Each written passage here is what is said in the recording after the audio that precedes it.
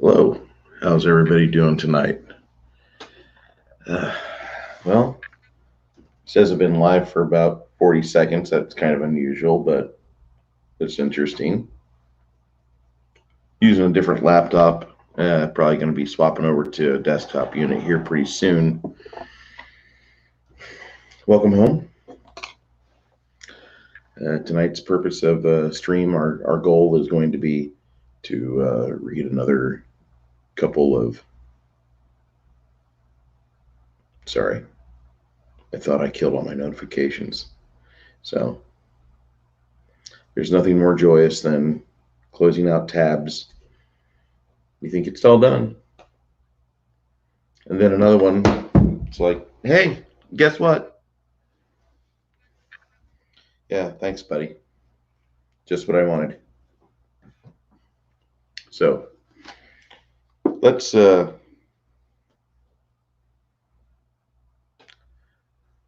get involved with this book. Again, Alexa Causey, thank you very much for posing on the cover there. You guys, nice view. She's a beautiful girl. She was involved with a few modeling agencies that were kind of friends of mine for a while when I was on Facebook because everybody wants to be your friend. And then she kind of got away from that, which is good because she was really needing a toxic-free environment. Well, some of us need that in our own lives. So anyway, helped her out a little bit, threw her some money for this. If you guys know Alexa Causey, get her in touch with old Brucio because I got some more money to throw at her. She has helped me. And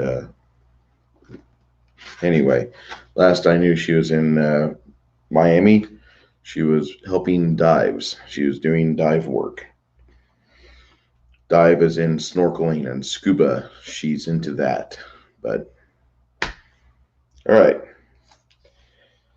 Last episode, we were watching Elijah get from one tangled encounter where he started off the story in a room with an ogre and a goblin, a bag of cocaine, and a lot of money. And as he leaves that situation, he hears a political ad for a big red dragon called Lenetiki that feels it should be the president of the United States on the Democrat ticket. We've never had a big red dragon as our president before. Remember that, 2008? All right. Before I start reading this, I just wanted to say thank you. I was listening to a stream from AZ and Loki, Mornings of Mischief, earlier today, and AZ kind of laid it out there. And where I've been missing the boat on a lot of things is that YouTube is great, streaming's great, but you're shit if you don't got people that think you're worth listening to. And therefore, you should be grateful for every person you have showing up in chat, talking about what you got, interacting with you, and sharing your work. That's where I fail. That's where I hugely fail. Mainly because this channel's entire purpose at this point in 2020 is to kind of chronicle the game that I've been running for my D&D people. And I'm okay with that. I'm okay with that being the focus. This is a way for us to log it, to chronicle it, for us to go back. And Saturday's game I'm not really too happy with because I didn't set up everything right the way I wanted to, and I was expecting the players to really not be idiots and say we're going to charge the dragon's tower. And yeah, they killed the dragon, but I'm not really certain if they did something that's helpful for their own good. And they're not even done with that encounter. We sat there for 10 and a half, 11 hours in the stream on Saturday. If you guys watch that marathon stream, you don't have to.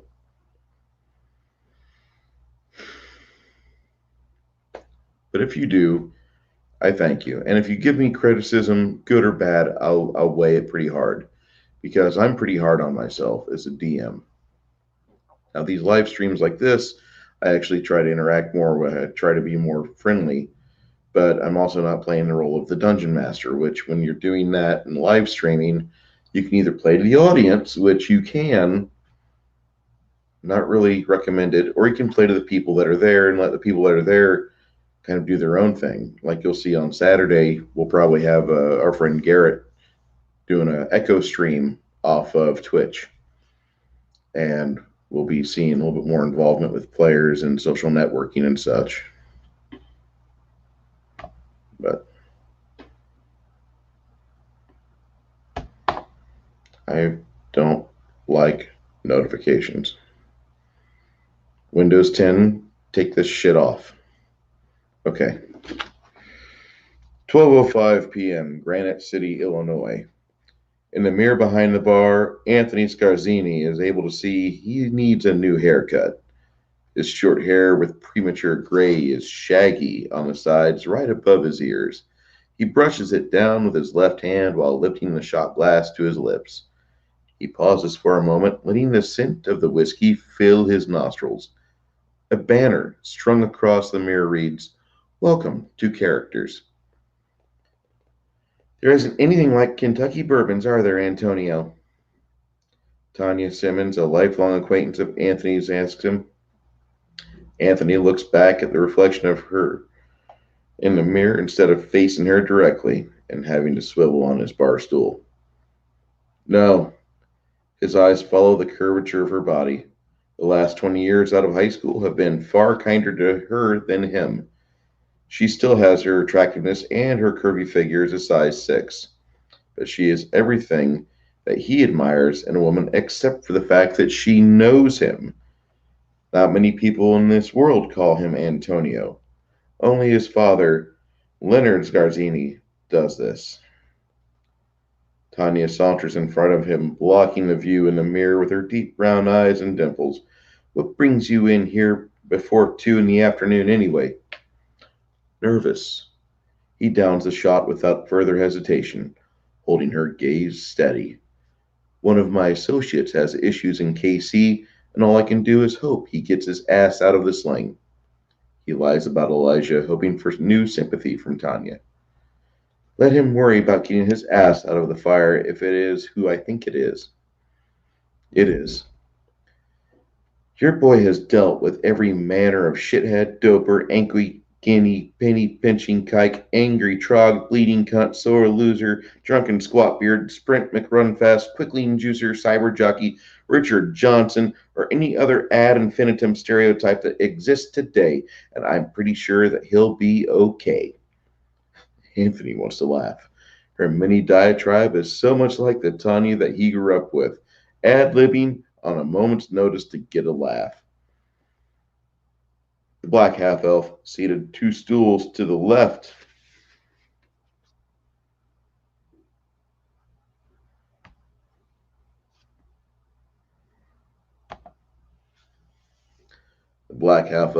seated 2 bar stools to the left of Anthony, holds a napkin to her nose. Don't do that again, Miss Simmons. Porter is great when it's not exhaled through the nose. We broke chain again, giggles Tanya. 4th time today. Anthony and Tanya turn away, wincing. Ow. Anthony reaches for his money clip, chuckles, and pulls a $5 for the rail. Get her another porter. See if we can make it 5. Tanya spins about, shaking her head in her spandex biker shorts, and struts to the cooler. 5 heads at the bar whip around to follow the trajectory of her hips before they focus on their drinks and conversations. She reaches for a porter and takes the bottle cap off with one smooth motion. The jukebox animates with Hound Dog by Presley. Tanya takes a moment to adjust the volume to acceptable levels in the lunchtime crowd. When she plants her elbows on the bar in front of Anthony, she watches his eyes move up to her face to look back at her. Why don't you come in here more often? Dad has me on a short leash, like always. There's always something going on. Someone gets turned around and goes in the wrong direction, and I have to wipe their ass to get them making money again. Tanya purses her lips while in thought. Drama queen much, Antonio? Bartender, another, please. A call from a businessman from Cape Girardeau. Don't leave yet, Anthony. She begins her trek down the line of customers, handling requests. Anthony feels his stomach rumble. Do I stay here and eat the fare, which is burgers or fajitas with fries, or elsewhere in St. Lou area? I haven't seen Tiny in a month. I'll stick around. Grick feels every bump in the road. The shoulder harness of the seat presses into his gunshot wound, the mangled flesh still bleeding from the collection of Dairy Queen and White Castle napkins in the glove box of the El Camino. The dark-skinned human in the driver's seat looks over to him. You with me? His accent has Egyptian influences. He presses the stump of his right wrist along the steering wheel while he turns the radio off. Yeah, thanks for getting out of there when you did. Sasha was going apeshit with those cops. You're fine, Don. Don reaches into his shirt pocket. Pulling some dark leaves from it, he focuses back on the road again. Here, place these between your cheek and teeth. What's this? Grick winces as another seam in the roadway causes a shock wave to radiate from his wounded shoulder. Caught. I add some of this in Somalia. It will take the focus off your shoulder. He places his left hand on the wheel again and lets his right wrist settle on his lap. Grick does this. His face does a good W.C. Fields impersonation. Don turns on the radio with a few presses on the steering wheel. Sabotage is playing on the local rock station, so he leaves it on. Good shit, Grick states after a minute, his words slur with oral obstruction. Ah, you don't have to tell me about that, friend. Don smiles. The only problem with it is that the corners of your mouth will show your habit after a month of using it. Grick only nods, his foot tapping to the manic rhythm. He feels a vibration on his chest, and yanking the cellular phone into a talk position, he mumbles above the music. Yeah. Grick, you get the Reds?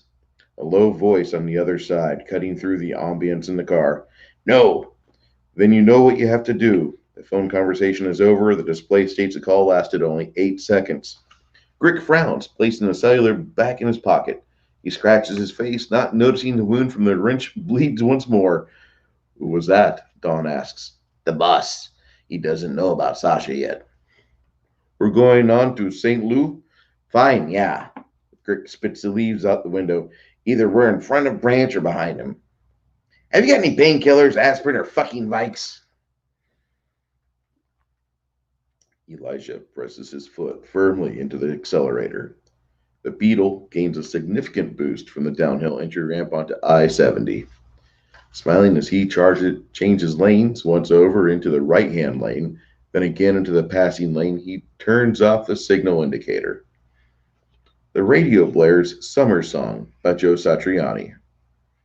Elijah lets the guitar riff bring him to a different place to what seems like a lifetime ago, while he navigates the pre-construction season at 70 miles per hour. The warm May day on Martin Luther King Jr. Street felt great. Knoxville radio station was playing old Motown favorites from the 1970s, and a 12-year-old Elijah Branch is playing on the boulevard with friends in the spray from the hydrant. 4 other orcish and goblinoid children are playing in the water. Today was flush day, and the water was sent through the drains. The parents of these kids and other adults are enjoying the atmosphere. Screams of, hey, come here, rebound off the brick or vinyl-clad homes. Parents and older siblings were raising their stag cans to their lips after talking about the latest rabble-rouser in the neighborhood.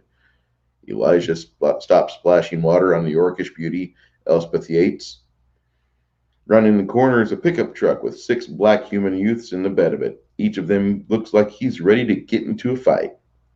Elspeth, get in the house. Elijah grabs her and shoves her towards the abode.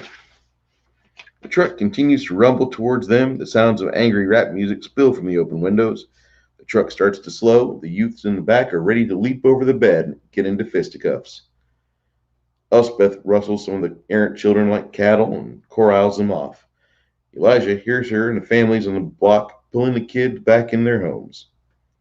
Elijah stands defiantly, knowing that he's about to suffer a beating. truck rolls to a stop as the 6 youths from a bed dismount and surround him. None of them are armed, but the construction materials concealed in the truck bed quickly become evident. Just because you are half of us does not make you think that we'll respect you, Tusky. A boy, roughly 3 inches taller but 20 pounds lighter, accuses him. Look at him. You can see the fear in his eyes. Don't beat the black out of him, just the orc. Elijah looked at the one who seemed to be the leader, the one who was a driver, slowly making his way to the group surrounding him. I guess you got tired of fucking each other with bratwurst. You had to come and see civilization. The group laughs. Oh, he's a comedian. Everybody got jokes. Just an icy stare from the half-orc teen to his oppressors. Elijah feels the anger welling inside of him. I'm going to hurt after this. A youth on Elijah's right drops into a boxer stance. Elijah's eyes focus on him while a punch from one of them on his left lashes out at him. Elijah ducked and spun with a haymaker into the crotch of the aggressor. He immediately pulled that punch into a rear striking elbow and connected with someone else. Fists, elbows, knees become a flurry and all but a blur. Across the street, a lean black man of 30 winters watched the half-orc drop the fight from 6-on-1 to 4-on-1. Good stance, good instincts. He'll make them wish that they had brought more before it's over, he thought to himself. A punch connects to Elijah's jaw and sends him sprawling to the ground. Two of the youth begin to stomp on him with abandon. Elijah tries to keep the bruising on his ribs to a minimum. Pulls a switchblade from his pants, but he's busy trying to block 2 pairs of feet raining on his chest. One of the youths rummages around in the truck bed for an appropriate 2x4. Elijah spins his body to sweep one of the youths with the leg. All he does is get a boot to the groin. His eyes swim about. 4 of the 5 are surrounding him. One's calmly getting a grip on a piece of lumber while the others each grab a limb. With nothing better to say while his body is immobilized, Elijah spits blood. The boy with the 2x4 raises it up for a smashing retort to the upstart's face. A gunshot is clearly heard. Let him go and get the fuck out of here. The youths look about, still holding Elijah down. A bullet pierces the 2x4, lodging itself in the wood grain. The slender black man from across the street isn't playing now. The youth spot him leveling the barrel to their eye level. I think he made it a point that it took all of you to take him, but I have another clip in my back pocket for useless niggers like yourself. Go and pray to the Lord I don't tell him and his family where you live. Looking them individually in the eye, and yes, I know where each and every one of you live. They drop Elijah's limbs and the lumber, getting into the truck with alacrity. While it rumbles out of the neighborhood, the lean black man helps Elijah get to his feet. Thanks. I thought I was dust. Elijah rests his hands on his knees before standing slight hunched over. So did I. The man's face is pockmarked with the occasional bout of severe acne, but his smile's genuine. I just moved across from your folks last week. He claps a young half-orc on the back, then helps him steady to his feet. Yeah, I can't say your timing sucks. You've been having issues with the occasional turf war. How old are you? 12. Holy shit, kid. You're as big as a lineman at Knoxville High's varsity team. Elijah wants to smile, but the pain numbs the desire. Mom said I hurt coming out. I'm Harvey Sykes. He walks Elijah slowly back to his parents' home. Elijah's uncle on his mom's side, Leroy, smiles. Thanks for that. Don't they ever call the police over here? Harvey asked. Not since Second Genesis, when this went from a black hood to a mixed bag of races. This your boy? Oh, hell no, that's my nephew, or Scrapper. He done good. He's a better fighter than that rabble that was just here. Aside from fixing all these junk cars, that's what Elijah does. Harvey looks at Elijah, who's now able to stand fully up. You fix cars? He's shitting. I just get them running long enough for them to get back from the store and break again. I have an Impala that I'd love to see roll without a downhill start. Can you come over tomorrow? Elijah was silent for a moment. Shit, he saved my ass, now I gotta fix his beater? After breakfast good? Whenever. I don't have many tools, but I can get some. That'll work. Great. Do you smoke? He pulled a cigar from his jacket pocket. Elijah inhales in his own cigar, letting the song fade out. He turns the radio off and drives in silence, rubbing his ribs with a memory. 12:30 p.m., Columbia, Missouri. While Elijah bites his lip, wishing he had a cigar, the radio announcer continues talking, provided the half-orc something to ponder while he rolls into college town. Even though it has been almost 100 years since the face of the world has changed, many scholars at Oxford released today that the stress of living post-shift are just as stressed as their pre-shift counterparts in the humans-only world. The finding was conducted through surveys and biological testing under hostile situations in a controlled environment in September 96 SG. Elijah slows the car down to a crawl through the school zone. Even more interesting is the fact that the second genesis seemed to reset the level of bigotry in all members of the population, and the hardest hit were the elves. The study concluded that the elves, whom many are just ancient humans without the drawback of aging, are primarily agitated at how the social and economic ladders have changed. I find it funny because my aunt is elf, and the clear line of demarcation in the family causes many of her human kin to want to celebrate Fey holidays, and she would just rather enjoy the classic or traditional holidays through the calendar year. The radio host snickers. Members of the dwarven race often cite they have it worst, as many of the nation's retailers are still behind the times and refuse to have clothing with girth requirements. Many storefronts refuse to carry the merchandise. Elijah shakes his head sadly. I'm glad I can find clothing at a Walmart. While most of the population has acclimated well to the effects of the Mayan calendar apocalypse, it's often thought that the United States government should have warned the population better and insulated those who became victims of suicide. Over 15 million people nationwide committed suicide in the week after this shift occurred. Indeed, cities like San Antonio and San Francisco, whom have become a poster child cities of federal assistance, have expressed to the nation that their environments are without prejudice. Elijah stops the VW at an intersection, watching a dwarven man hold up a sign while standing next to a stoplight. Will work for food, out of work former college professor. Still, Chicago, Illinois remains the number one city in the nation with the many programs designed to assist those with post-shift traumatic stress disorder. While companies and jobs flee the large metropoli, many cannot cope many that cannot cope in their life's pilgrimage to the Windy City. Elijah rolls past the Ma and Pa Kettle truck stop. Pulling into the Walmart, he parks the VW with no incident relatively close to the entry door. Walking into the large supermarket, he nods at the ogre-kin greeter. He walks past a large, brutish individual in a bright blue polo shirt, nodding to the smiling face.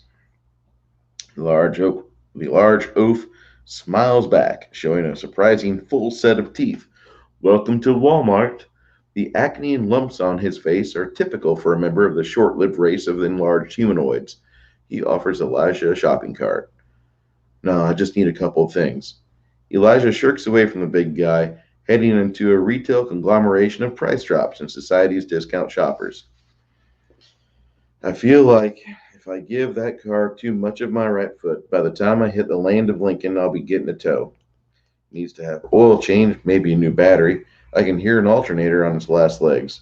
I'll pick one up in Pennsylvania before I turn it over in Rochester. Elijah scoots past the customer line in Walmart. Making his way to the automotive section, he grabs a store brand oil off the shelf. While assuring himself that he's about to purchase the right material, he overhears a conversation in the next aisle. Your whiny, self-serving, alcoholic, chemical-ready ass is old news. I'm over this shit, Sheila. Your new life begins today. A rolling voice is heard over the woman's sobs. I didn't mean it, Roger. I didn't. Tell it to your friends. Not like I give a shit about you anyway. You follow me out of this store and you will have a problem. We're done. Footsteps. Elijah watches a human male walk to the end of the aisle and faintly overhears, Elijah watches a human male walk to the end of the aisle and faintly overhears, "Free at last, free at last. Thank the Maker, I'm free at last." Glancing over at the slender female sitting on the floor with various antifreeze containers to her back, sobbing and shaking, he rounds a corner and is gone. Her slender form betrays her elven descent. Her tousled brown hair falls on her shoulders, framing her cheeks while tears spill off it. When she lifts her face to wipe her eyes, her facial features betray her human blood. Her white blouse is stained with coffee. From this morning, black slacks are smeared with ketchup and patches of flour. I'm going to regret this at some point. He walks to her and offers her his hand. I'm headed out of town for a few days. I usually don't ask. I don't usually ask if a total stranger would like to go with, but I think I'd be kicking myself if I didn't ask you if you wanted some new company to complain about everything. I mean, you don't have to accept. I'm offering you some time to get out of here, and you're crying to me out while I can get limited special edition Tarzan floor mats. Get that full synthetic 5 liter. I appreciate your offer. Drying her tears from her face. Her anger leaves her face when she looks up at the new arrival and sees that he is a half orc. But I'm having a breakdown in the automotive section at Walmart, and I'm just not anyone's type at the moment. Out of irritation, she bites her lower lip and looks away, and another tear rolls down her face. How many outcasts have to hang out with each other before they start their own counterculture? He feels her warm hand grasp his and helps her to her feet. After which, he rubs his hand along his shaved head. For a moment, he tests his leg by leaning on it fully, feeling the wound has healed and the muscle fibers are back to their optimal self. I'm Sheila. She wipes her eyes again. You're serious about just up and taking me? He nods. I'm Elijah. Let's pay for this and get out of here. For a moment, he looks into her eyes, not sure if they are green, hazel, blue, or some magical effect that causes half-breeds to become rooted in front of her so she can empty their wallet. If she was a stripper, I guess she wouldn't be in a Walmart crying now, would she? In the car, Sheila shakes her head, twisting a small strand of hair with her index finger, and starts talking very fast. This is crazy, getting in a car with a complete stranger and all, not even know where I'm heading or what I'm going to do. Pausing, slowly turning her head and smiling at Elijah, very triumphantly stating, "It's so damn liberating." Turning her head back to the road, she keeps smiling. You're telling me. But then again, I spent a couple of years with a friend of mine I picked up at a truck stop once in my late teens. What happened to him? Sheila releases her hair and unrolls her window, letting the cool air whip her hair about. Her. Elijah's face getting very sullen. She got a half a clip from an AK. Holy shit. She looks around at VW. What do you do again? I deal with logistics. Elijah looks at his stub of a cigar. Oh, when you spell my name, it's Shelia. Why so? What is wrong with the traditional way of spelling it Sheila? Elijah places a cigar stub in his mouth. Mommy said. She shrugs her shoulders. Fine. He chomps on the unlit stogie. Could you not smoke that? My last boyfriend smoked, and if all of this is about me, please let me have some victory time. I can do that, she. And don't call me she, baby, or sugar pants. I'm either Han or Sheila. Sheila. Sheila pats her pants pocket, feeling her hitter box under the polyester. What do you do? Elijah is trying not to fidget with the radio. While she is cute, she's a demanding one. Actually, let me predict. She's a bitch. I usually end up waitressing and sometimes cooking. I like cooking better. I don't have to deal with the assholes face to face. Now, my mom, she was a great cook and she did that for years. Cool. Sheila nods. So are you serious about kids? Huh? How many of us outcasts have to drift together before we start a counterculture? Sheila looks at his large, brawny form. You really don't fit in this VW bug too well, do you, Eli? It's Elijah, not Eli, Greenie, or Egg Smuggler. Elijah is looking right into Sheila's beautiful greenish blue eyes. Egg Smuggler, the quizzical Sheila asks. It's a long story, and if you're nice, I might just tell you.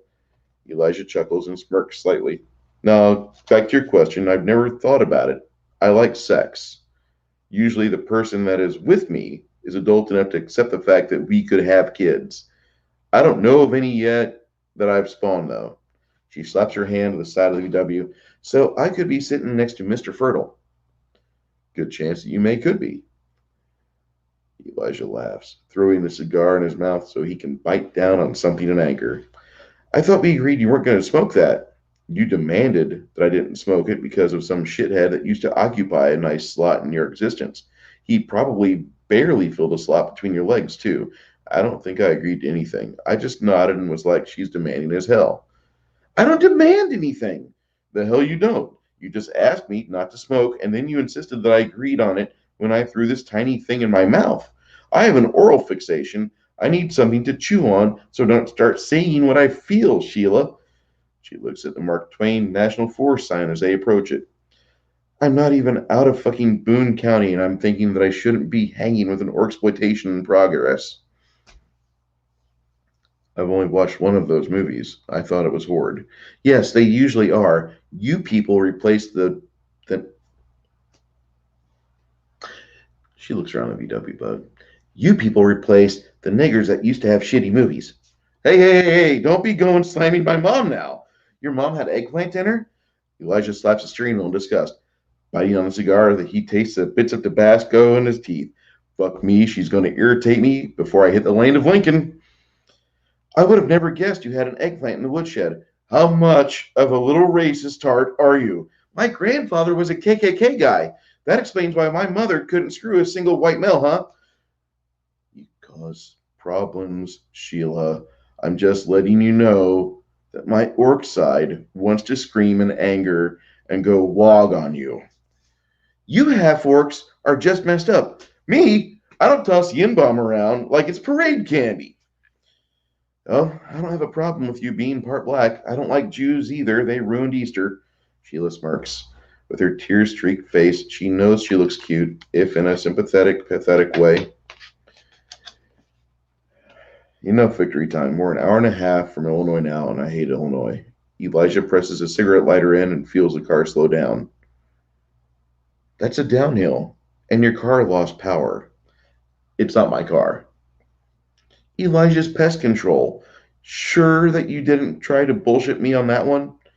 How many pest control guys get routed 4 more states from where you meet them? Are we going to Tennessee? Elijah face sombers. New York. Why? Because my boss wants me to. I usually don't think what he's doing is a bad idea. He pays me. Signs whiz by, indicating a runway truck ramp is ahead. I guess I should tell my boss I'm quitting, shouldn't I? She smiles, wiping her eyes. Are you? I usually get routed back over here. He watches the Missouri landscape cut through the rolling Ozark Hills. Are you in pest control, Elijah? She watches him, listening for deviancies in his tone, to see if he is lying, to see if he's bullshit. No, the lighter pops, and he uses it to light his stub. She watches him inhale, then blow it out of his mouth. It's odd to watch someone with tusks light a cigar. I've never seen that before. He lets the smoke waft around him, slowly orbiting him, then fleeing out the window. So, why are you racist? I'm not allowed an opinion, so I take the one that I like and I use it. She stretches, looking back at the road. Her hair flutters about. You don't even think that I could care or could have feelings even though I had no choice at my birth who I was? It doesn't benefit me to care, Elijah. What I care about is that you played the knight in shining armor card and rescued me from being alone and miserable. I'm thinking that it won't work between us, but you remind me of an old actor, and you're cute when you smile. Really? Thanks. Puff on the cigar, letting it roll around his mouth. He blows it up and out the sunroof, chuckling. You're kind of cute, but damn, you're a racist bitch. The car stays quiet for minutes on end. Elijah keeps his eyes rotating from the mirrors back to the road, waiting for Sheila to start talking. If you don't like what I have to say, you can drop me off in St. Louis. I'll leave it up to you. You won't catch me kissing that sweet ass of yours, sugar pants. The speedometer registers over 70 as they speed down the hill. I've left better people than you. Sheila keeps her eyes right, watching the clouds above and the hills below. Elijah shrugs his shoulders. Give her more rope, see if she ties us together or if she hangs herself. He remains silent, letting her monologue. Miles down I-70, she finally turns to him. Are you going to say anything? Am I allowed to have an opinion that you don't fully subscribe to? He licks his tusks unconsciously. Should I not say anything? You're allowed to say and feel how you like, Sheila.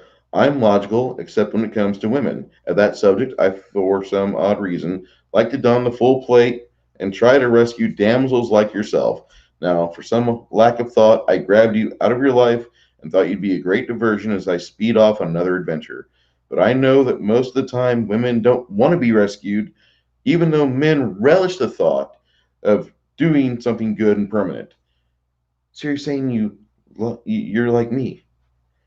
She puts her foot up on the dashboard. I'm saying that for all intents and purposes, I don't function on all six cylinders when it comes to the fairer sex. Elijah keeps his eyes off her and presses her leg down so he can see out the passenger side mirror. Would you say that I'm beautiful? She flutters her lashes, trying to get him to look at her while he occupies the road with his almost full attention. After a long pull, he lets the last wisp of smoke exit, except for the small amount from the smoldering stub of a cigar. Would you call me a half-breed? You aren't playing fair, Elijah. You asked me a rhetorical question. He smiles. After a long silence, she asks, would you want to try to make it work? If it didn't, I wouldn't have brought you with. I would have remembered I would have remembered you how I met you and let that be the end of it. Would you look at me? She pulls his chin to swivel his face to her. Sheila, I'm driving. He pulls his face back to the road. Grick looks at his Sprint PDA. 3:07 p.m. The day has been slow, driving eastward with the hint that tomorrow will be just as trying. But I'll have the money, the Reds, and Elijah will be dead. What are you thinking about? Don looks at the green sign stating the junction for US 67 is miles ahead. Getting drunk, beating the hell out of Elijah, not in that order. He spits a wad of phlegm out the window. Who is this branch? Don keeps an eye on the speedometer. Grick grumbles and scratches his chest. His shoulder feels sore. That worthless son of a bitch stole money from me long ago. He colors his life with lies. Don nods. How long ago and how much? Oh, it was 8 years ago, and just under 20,000. Grick sees a sign for White Castle ahead. Can we get some sliders? Fine. Don looks at Grick with disgust. You're pissed about $20,000. It cost me that much to keep my business open with a small lawsuit, and for you it ruined a friendship. Grick slams his fist on the thigh. It's not about the principle. I can't do that. My shoulder still hurts. So much like you Americans. Any excuse to have a slight against someone and take it out on them. Fuck you, Ahmed. The goblin spits. I'm not American, by the way. Us goblins aren't allowed the same individual liberties as you humans and elves. Ahmed, yeah? Don pokes Grick's shoulder with his stump. You fuck yourself, shorty. God! Grick clutches his shoulder, crying out in pain. You bastard! You won't let my shoulder heal! First you spit out my cot, then you call me Ahmed, and then you duck behind your lack of civil liberties, which in fact you have, as the Constitution wasn't written when elves were the only providence of alternative lifestyles. You need to know that if you're a known kobold offspring, that you're still protected. Grick winces at the thought of gnome and kobold porn. Lots of yipping and multicolored hair, probably a stuffed film additive after the credits, although I don't know who would win, typically. If we didn't have the same boss who told me to keep your ass out of the fire, then I would have let you deal with your problems like the grown adult you are.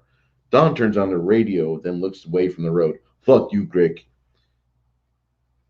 Don, tell me the story again, where your uncle found you playing with your step-niece. Grick grins. All right, and that takes us to page 52. And you'll note that I kind of went the Mark Twain route on some words that used to be used in literary circles, because back in the day, you could say things like that and you might hear somebody complain about it, but the entire world didn't explode with, oh my God! So for those of the people that get offended at that, yeah, that book has that in it. It's also a book written where we have not only the typical divisions of people between sexes and various blends of humanity, like African and European, Mongolian. We don't have just that. We also have divided humanity into dwarves and elves, and they all split off at this one point. And you might even draw parallels. Thank you, Dastardly. You might even draw parallels to Shadowrun, because that was the original introduction I had to like D&D and other things. I was introduced to Shadowrun first, and it was kind of cool, but the system really sucks. And then I got a hold of the books and I started reading through the Shadowrun history. And even as a teen, I thought, wow, this is garbage.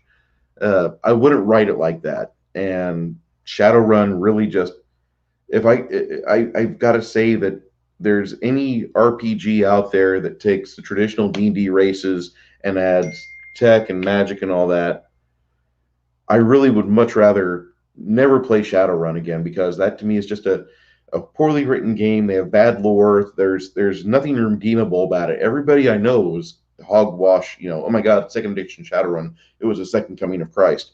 But I just felt that it was not really a good game. And M. Dastardly, you want some sliders? Dude, sliders, when I talk about them, I feel the same way. I feel the exact same way. Okay. Well, anyway, that we're gonna go through this book a couple times, and gonna get it from start to finish. If there's anything you guys want to talk about, leave it in the comments. If you really like what I got, hey Makani, how you doing, bud? Hold on here. Let me see what we can do. Yeah, I'm on my virus machine right now, so it might not exactly be the most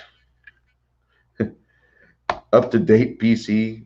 If you guys want to come in and chat for a moment, we're going to keep the stream up for a bit, or not stream up, but we're going to keep it going for a bit. And if you guys want to come in, I'll be more than happy to bring you along, and we can talk about this or other things going on. Yeah, my other laptop I think it's dead. Right now, like I said, I'm on my little virus machine, and it seems to do pretty well for what I need until it cooks.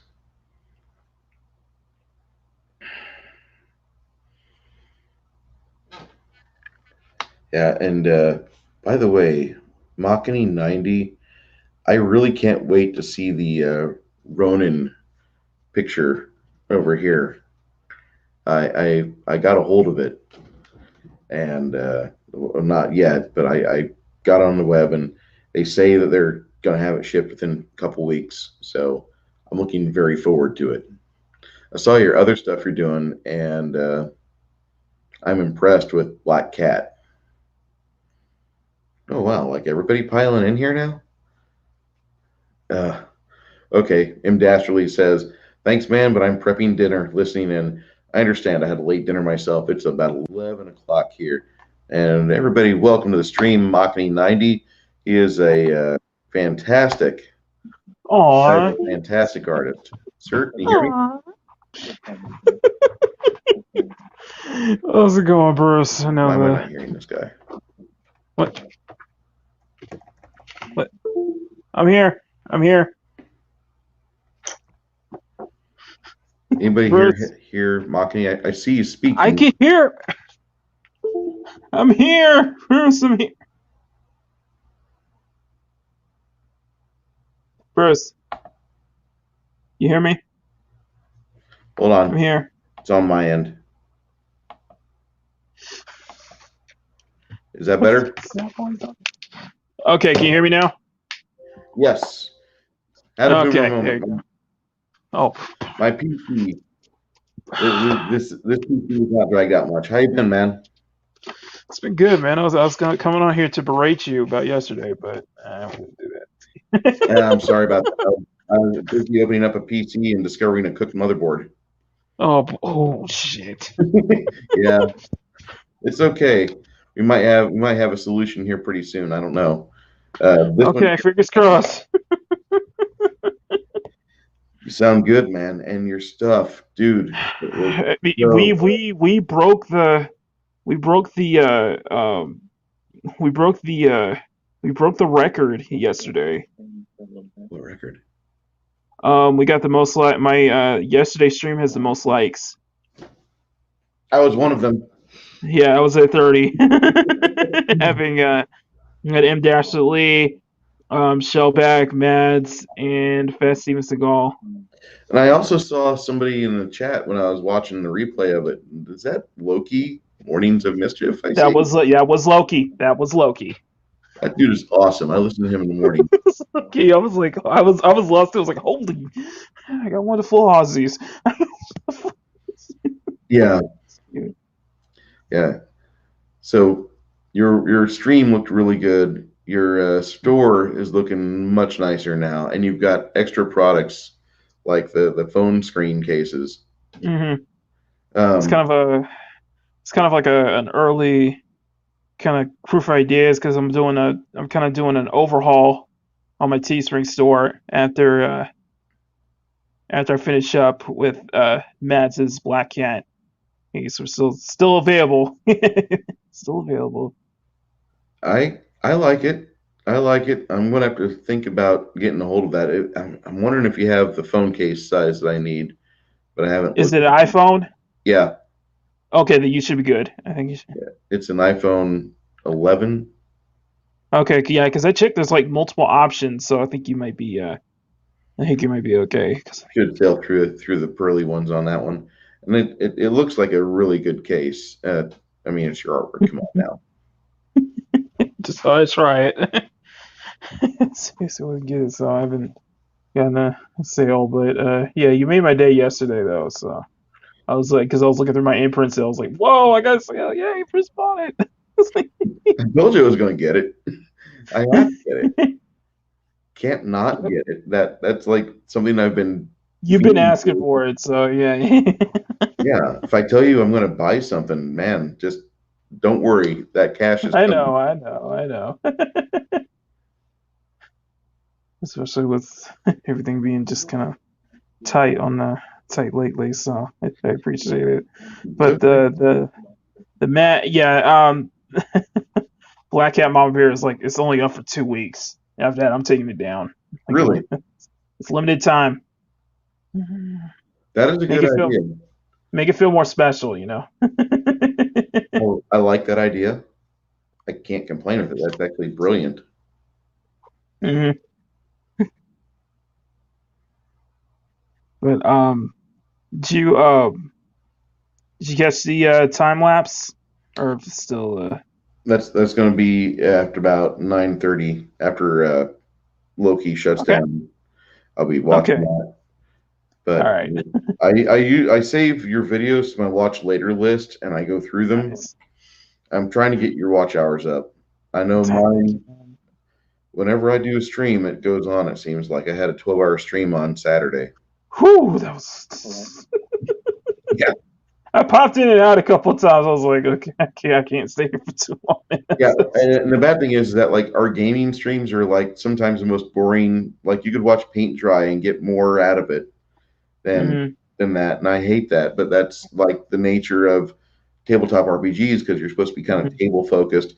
And if your players are thinking about stuff or they're trying to put something together, you just got to let them work. You got to almost like let them Yeah, private.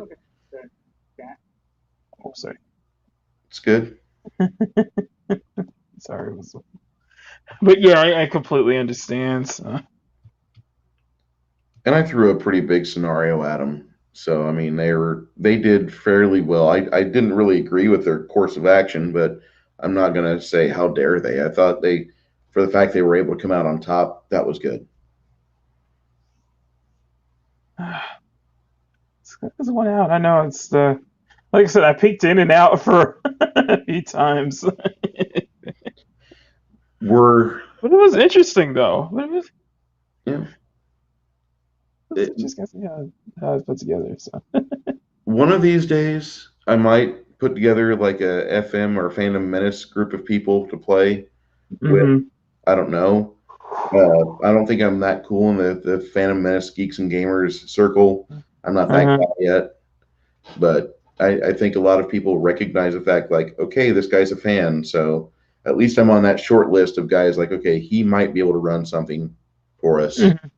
But I'm not really looking forward to that. I'm not. That's not what I want to do yet. I've got that Saturday game going on, and this Saturday I've got a very low level game going on, and then the Saturday after that I have a 3 week rotation. My friend runs a game, and I finally get to play. I haven't Hmm. played in years. It's this can be interesting. I don't think I can top myself. Uh, like I think because I've been linking my streams a different way on my Instagram and such. So it's just Yeah, like a lot of people are we're getting larger. Well, we also beat our highest view count because we got up to 20 at some point. I was able to look in for a couple minutes on my phone, and then I had to focus on burnt motherboard. Uh So, sorry, that was when I noticed like huh. Loki was in. Then I finally got a chance. Also, yeah, you missed that. Yeah, you missed. I hate saying it, but yeah, that was a hell of a show. You missed an absolute hell of a show. If you have On Fat Steven Sunday. Seagal and Shellback, Yes, I mean that's you also had somebody called the Boob Inspector.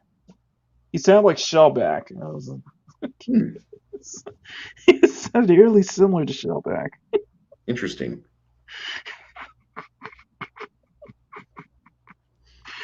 Plus, I think it was Shellback trying to pull a fast one on us.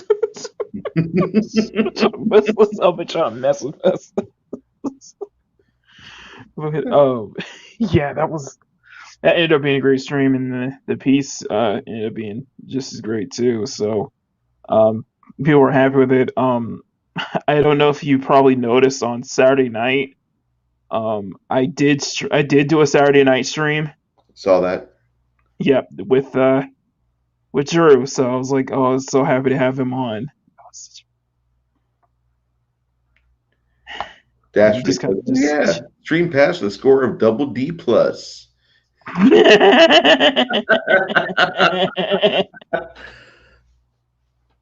It looks good, It was man. great. It was great. It was great. And I just got the word from Mads that she's gonna invite. I think she's gonna invite an artist to come on the Wednesday stream with me. So I was like, okay, I'm looking forward to that more. Always welcome to have more artists on the stream. That's so. Dude, your art is great. Okay, you probably are really self-critical over your craft, Well, Steven tells me I'm not good at Steven told me even he complimented me yesterday. He's like, I'm not good at he knows I'm not good at taking compliments on publicly.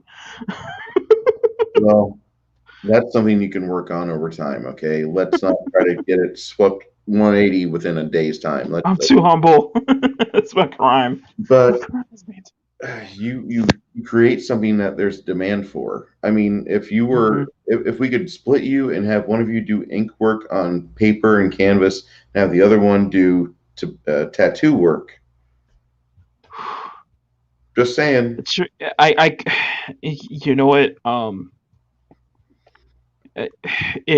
just like, if only I could inherit the business sense that my close friend has, because he's an artist himself. He's a comic book writer, and he's got this whole thing going. And he has a background in business and sales. I'm like, man, I just like love how to be able to turn my followers, and I'm just trying to turn my followers into customers. Well, I'm not gonna lie. I mean, being a lonely man, it's not a hard thing for me to look at your stuff and be like, I could handle that on my wall. I like that. And even like the chick I'm seeing, I showed her the print that I bought from you, and I said, "This is what's going to be hanging in my bedroom." She's like, "Oh my God, she's hot." I said, "That's what I thought." And then, I mean, she's like, "No, that's really hot." And I said, "I understand that. You'll need to meet Makani one of these days." And she's like, "One of your internet friends?" I'm like, "Yeah." She's like, "You're a streamer, aren't you?" She starts looking around at all the stuff, and I'm like, "Mm-hmm." But yes, and dastardly, you will definitely need to get a print. One of his prints. He has great I was stuff. like, bring her on. I was like, okay, yeah, yeah. You want to just gotta see firsthand what I do, and if the work I put out is much more enticing, then yeah, just let them know. I got a Teespring. I got an imprint store. Yeah, I do art stuff so all the time. I gotta ask you, do you do anything on Imager or Tumblr makes me wince, but Tumblr. I I used to have a Tumblr, but that was like 5 years ago, Okay. and I stopped after like 100 followers. I just like I can't. I just I wasn't stopped paying attention. Well, I'm just saying that it's I, diversification and it's just another angle for you to push your brand out. And I'm not saying that your brand, like, let's do a brainstorming meeting on the stream over here, but I'm saying that, like, if you could put the same number of links out there to your Etsy store a week after you imprint. do, yeah, and you're just saturating the market properly because I you got your YouTube, you got your Instagram, Imager. I prefer Imager over Tumblr. Tumblr, I just feel is like the Twitter version of the artist world. Not even really artists. It's more like just a bunch of lonely. well, Tumblr is the pre-Twitter. Like Yeah, when Tumblr was like completely scorched earth and cleaned out, and the Tumblr refugees went to Twitter. yeah. I remember those days back in the dark era. Yeah, look where we are now. Boy. I'm, But I'm. I see what you're saying. I think I need to update my I need to update the outro for both of my main videos and my stream in my Mach-E live streams Okay. to include imprint, and maybe to show like kind of do what Anna does with her channel, and have pictures of my Instagram, my Twitter, my YouTube, and my imprint and my Teespring. That would be great Yeah, because, in all so it'd be much honesty, more enticing. it would be more enticing. People would see that they could go wherever they are usually a client at, and they are Hmm. able to, just with a couple presses of the phone or a mouse click, they're able to immediately start surfing and looking at your wares, which one is going to be good for their lifestyle. And Hmm. no offense, but I mean, I might be talking to somebody that, like, in 30 years, he's got over 10,000 or 15,000 projects out there that are Oh just man, turning up residual money for him. yeah, I like I to be mean, that. I would like to be that. and there's it's nothing just, stopping you from it either. I mean, I waste it's just, it's time just, on me. it's just that one, you gotta, you really gotta break through. You gotta find a way to break through and really stand out, You and you know, gotta sell. You really gotta sell them. I You really really gotta think entice them. I, I I think you're on your way to breaking through because you already have one person that's got an avatar using your logo or your artwork.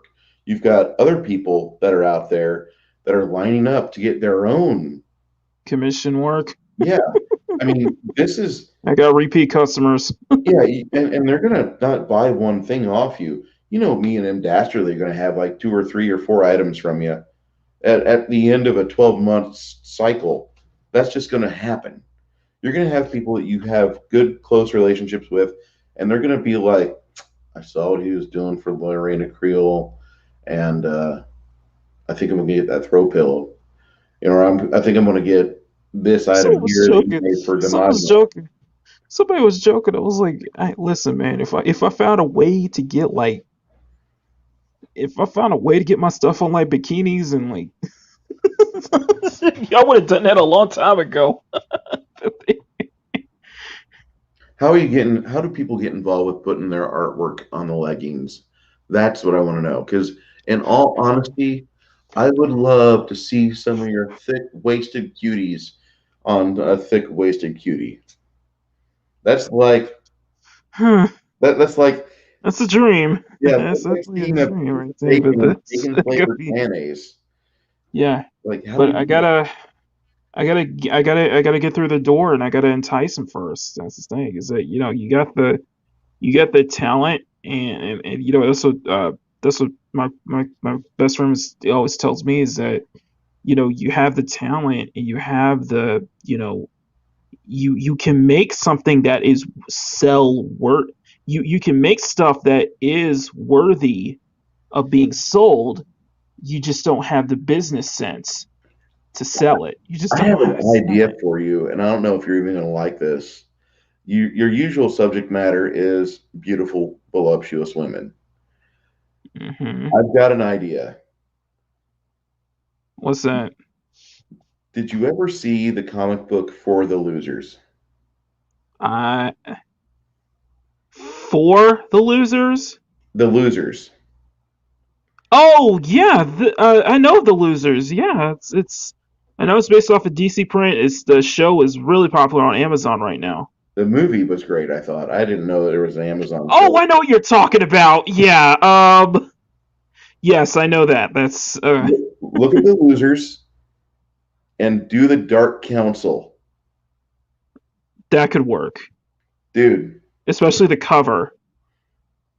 yes. Just do like, Damajanai, Abu Nas, Mark of the Sea, Drunk, Hmm. just get them all around Hmm. and it's they're not going to say no. First off, secondly, you're going to make money on that. Thirdly, Hmm. thirdly, you're going to have a lot of people be like, "What the hell? Why? Wait, where'd he come from?" And you're going to have guys like John Talk saying, "Yeah, yeah, That yeah, that's kind of one of the things that that's one of the things that Steven told me the last time he was on stream is that like I think the best way to kind of get that for me that the best way to kind of get that shout out from you know what was it FNT oh on Neurotics channel yes, is to do like a free commission for him or yeah, to do yeah that's what I was thinking and like that's definitely and you know what that idea um I will put that on the back burner especially if I have enough especially once I'm open again and I've cleared out my commissions and such. But I talked with Mads and I talked with Steven and I talked with who else? Talk with Mads, talk with 24/7 Fusion Media about another idea that I could do during after like after I finish all my commissions, and I'll show you a snippet. I'll show you a little preview or something I put together, okay, just a proof of like a little idea. And I think this idea may kind of may kind of determine this idea may be kind of what sums it all up. So let me find it. Yeah, it's Here we go. Okay.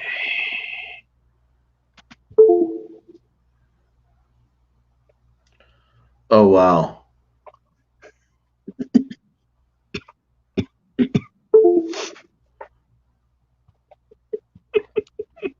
You know, I got to figure out how to make some more money up here. I think it's going to happen Friday because I got a fat ass check coming in.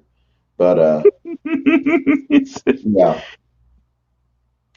I got to back Yeah. you, and I got to back a couple. I got to back Steven too, man. I was listening to Steve today, and Yeah, he same here. like I didn't get him live, but like I got a chance to listen to him talk, and he's like, I might fail, and I'm like, I need to make a response to him, like, dude, that's that's life as a guy. Yeah, All of us, that's all of us are always like we are one misstep or one bad stroke, or we are one portion of our effort falling, letting us fall in the abyss and foul up something so huge. hmm And that's the thing, like all of us are at that point. Like, you've got really good artwork, and if you don't use your business mind that you got, and yeah, you it's just I gotta yeah, I need to have that I need to be able to sell it, so exactly. And you got guys like John Talks where he was like doing great with his live streams. I loved his live streams, but his numbers, they were going down. And I don't understand that. And so like he starts doing like 8 videos a day and his numbers are, like that. And it just rocking it up. And I'm like, God, this guy is and that's kind of the thing. I'm kind of glad you're here because I'm considering that at some point to take maybe take like 1 or 2 weeks off of doing the draw streams to just focus on putting out more time lapse videos. you could. Like John, just yeah, just focus on putting more time lapse videos out. You could. And then we could do like a season 2, start on the draw stream again. Like a season. Yeah, this could be like a season one marketing live, Yeah. season one and season two. I never And even then thought about that. Yeah. why not? Because everybody else is doing season 2. The Dark Council took 3 weeks off, and we're in season 2 now. It's like, wait Yeah, a I never second. even thought You about guys did a that. year and a half of this, and now we're in season 2. That'd be a good idea to do marketing. Just take that time off and come back on maybe do it on maybe do it this maybe do it after Thanksgiving. I Maybe do it after Thanksgiving yeah, to just do a marketing live. Just we could just do a second season. I'd be into that. And, I mean, okay. I don't. I'll still be doing my paint streams because, in all actuality, I'm not worried about YouTube and their algorithm. I realize I'm never going to be in the cool kids club.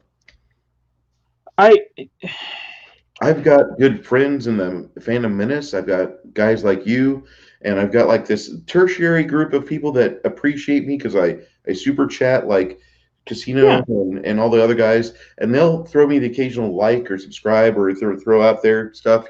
Wesley likes me. Wes Moody, he appreciates me coming in and stream because like I'll say stuff that kind of bolsters his attitude already because he's hmm already got this conservative mindset and he doesn't really hmm like doing politics, but I'll throw something in there like here's the evidence for this, and he's able to throw it at like I'm not trying to pick on Rookie Critic, but Rookie Critic has made some statements before that Wes is like, whoa, and those two guys like have a diametrical opinion, opposing view on an opinion on a hmm subject, and I'm like, actually, you want to kind of think about this, Rookie, and so Wes is always whenever I go in his stream, he'll talk to me for at least 20 seconds, and that's not big. That's just like, hey, this guy's not horrible, which is nice. Uh, don't forget um, don't forget Ords. Ords is absolutely somebody that I would love to hang out with and yeah. stream with, and even like pull a Gilkman visitation with. Yeah. Ooh, speaking of Gilkman, have you seen him lately? hmm Okay, is he doing good? he's streaming right now. Okay, He's taking a break from Twitter. that's good. He's streaming right now with Justin Proper, but yeah, he's taking a break from Twitter for a month. And I think this for a very good reason. Yeah, And he'll be back, but he's just going to be just doing his YouTube live streams regular. He's just stepping out of Twitter for a month. So, but yeah, okay. he's doing perfectly fine now. Especially after he really opened himself in his last video. Oh, it takes a lot of guts to do that. Yeah, looking for It Kilkman. takes a lot of heart. So I mean, the guy has got it where it counts. He's yeah, definitely one of my favorites in the area. And the thing is that he's the heart. yeah. He really is the heart of the fandom. So, but so that little logo I showed you was an idea I had for maybe sometime next year, I'd be okay with and that. I think it might be a good way to kind of really boost, uh, to really get some sales in on my Teespring and other outlets, especially if I can do it right. And I haven't really told that many people about this idea because I just want to keep it low key until I have a proof of concept. But the idea is that take what I did with the first three shirts I put up on Teespring and expand it to the entire fandom. So I would like to do Do you have? kind of my own universe, kind of my own universe of just like, you know, waifu versions of different people in the fandom. I I'm not seeing this as a bad thing after I already identified three of your projects as being fandom members. I'm pretty okay with Yeah. that.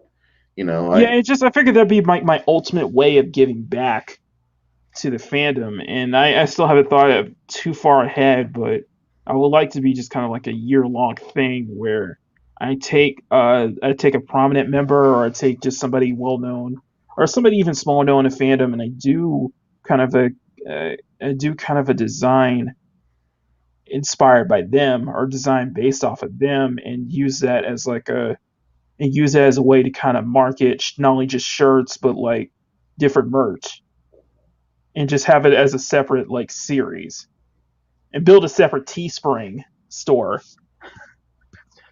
They can't do that. So the I, Phantom Maidens was just kind of thing, and it's the idea is that it's like it's not just all of all of our queens in the fandom, but all of the guys too, mm-hmm. and it's just gender swap. We're not. I'm telling you that that's probably a pretty smart idea. I think you're going to get a lot of business after you Sounds did like a get your John talks. After you get your, uh, yeah. If I pick yeah, especially if it's like really prominent people. Yeah, especially if I do one of really prominent people, like the first person the proof of concept, the first like idea I want to try this on is Steven. Just to kind of as a way, me giving back to him because I know how. Because yeah, we're watching the video earlier. It was like, yeah, I know how he's feeling, and then I think that would just be kind of a nice way I can, uh, thank you. You know, that's more yeah, you going up and above and beyond than yeah, usual. But yeah, and I could do it like that. I could do it like yeah, and the idea is like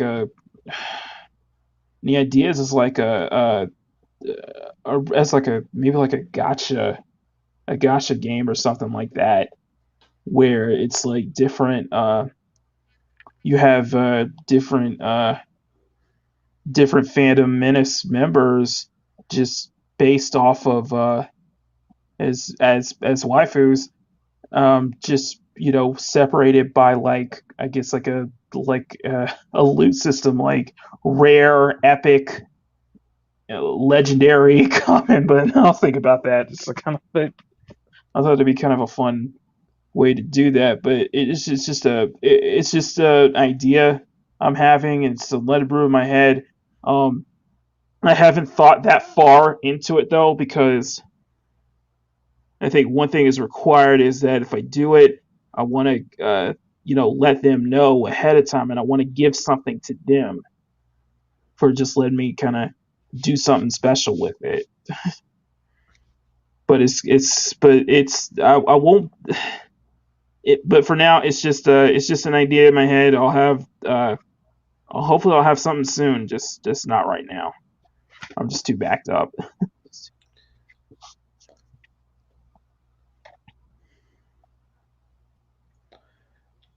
Don't be stretching yourself out. I Okay. know, I know. I got too much on my plate. Right? Is and me So, being in demand. um, I don't know what your plan is for Sunday, Mm-hmm. but I'd be more than happy to try to get this going on as a client, not the server side that I've got right now. Mm-hmm. Heavy host. We'll do this again Sunday, but the projects that I don't want to be like sound like your manager because I'm not at all. But Mm-hmm. whatever you've got on your docket list right now, we need to start seeing you finish those items because you've got a lot of good people that you've already promised work to and you've agreed to doing work. Yeah. I don't want you to have any slight ting on your reputation. I mean, your work, all you've got to do is just have the time for it and just dedicate to it. Yeah. Yeah, it's just not right now. It's just not right now. No, no. This is the idea for the this like the idea for this project. It's That's next just year. until after I Yeah. like after I'm open, until I'm finally open again. I can and Yeah. I'm not doing any commissions. So and then the next couple of streams, I was considering to just be me wrapping up on different commissions and such, but I think that's not a good idea because I think that I think the commissions are supposed to be just between me and the people commissioning me. So I can't really show what I want to do, what I'm working on, but we'll still have ideas like in November. I mean, we could start. I mean, now I'm thinking about it, because Sunday is the first day of November. I mean, we could start on the Dragonkin collaboration stream with Mads. We can just go ahead. There's not a reason why you can't. Yeah. And So you start on that. I know you keep different hours too, right? so here's the thing. Saturday a kind of a testing was kind of a test stream to test different times of the day. And reason that is because right now a lot of people are really busy, so we they won't be able to stream like that often or regularly. Yes. Mainly the Sporky News podcast and John Talks, because I'm one of the mods for both. I'm the mod for both of them, Hmm. and you know John, him and Nina, they're not going to be doing any because John's more focused on his getting more videos out. So he's going to be it's I've there noticed the probably won't be a him to slow crawl. yeah, so there probably won't be an Infinite Talks or Fantastic Four Fridays for a few weeks. So I figured that probably leaves some open me to kind of try out maybe a Wednesday or Friday night stream. And Scott, Sporky News podcast, he's backed up in his because he's backed up in his job, so he's going to be busy and he won't be able to. He probably we don't have a book club stream today. We didn't have a book club stream today, but he's got the dump on Wednesday, so it might be less. He might be because he's busy at work. He's at his job at the moment, and he won't be able to get back. Like he won't be able to get back until like Thanksgiving when he can get better internet back home because he's on the road. Yeah. Um, so I figured, at least if those times I'm not, I could maybe take advantage of kind of those times when I'm supposed to mod and I'm ended up, not modding. I could probably use those. I could probably try out those evening and night streams just to see who will stop by, see how that goes. I don't think I don't think it'd be a bad idea. And I with the popping in of like say some of the bigger, and I know you're gonna be like, what? And I'm like, no, hold on. I think with guys like Loki popping in or Hmm. Steven, like you guys should probably get talking on the fourth wave chat. That's a Twitter thing, isn't it? Hmm. You guys could get into a discussion as to like, listen, I've been wanting to stream with you. Let's do this because I'd love to be able to tune in to hear you and Steven talking about stuff because Steven is 100% passion and Steven's you, definitely one of the people I would like to have on a stream with, yeah, and at some point. And I've said it to Nina during Mads' 300 stream on Friday that yeah I would like to have her on Wednesday or even a Sunday stream with you and Mads and Nina that'd be sweet. I'd be definitely down for it. because she's an artist herself. So I want to see it happen. I would love to see that in the. I wasn't really thinking about Steven on Sunday stream, although I would love to have him in the stream with us. I just don't like. or even have it in the chats because Yeah, we've had. but like I could see him like pounding away on his keyboard, just ripping into another chapter on part three or part two of his book series. Yeah. You know, whatever it is. But like your art streams, like it's great that you get artists around you. And I'm not really even an artist. I'm just more like a painter. But um, I, I definitely want to hear you in a stream with like Steven and Loki one of these days because those two guys are really just like almost aggressively loud on their passion. Hmm. And Hmm. Because you super passionate about your work, but I mean we. you take a completely different avenue. You take like the slow California 5 interstate scenic route to your Hmm. destination. And you don't really even think about that, but like you'll only get passionate, like aggressively passionate, whenever things start looking like I think I might have messed up on this, and then you start like really inking in. And I've noticed your hand pressure on your paper gets a little bit more tense. Hmm. That's where you get like you're like, "Ugh!" That's how I speak.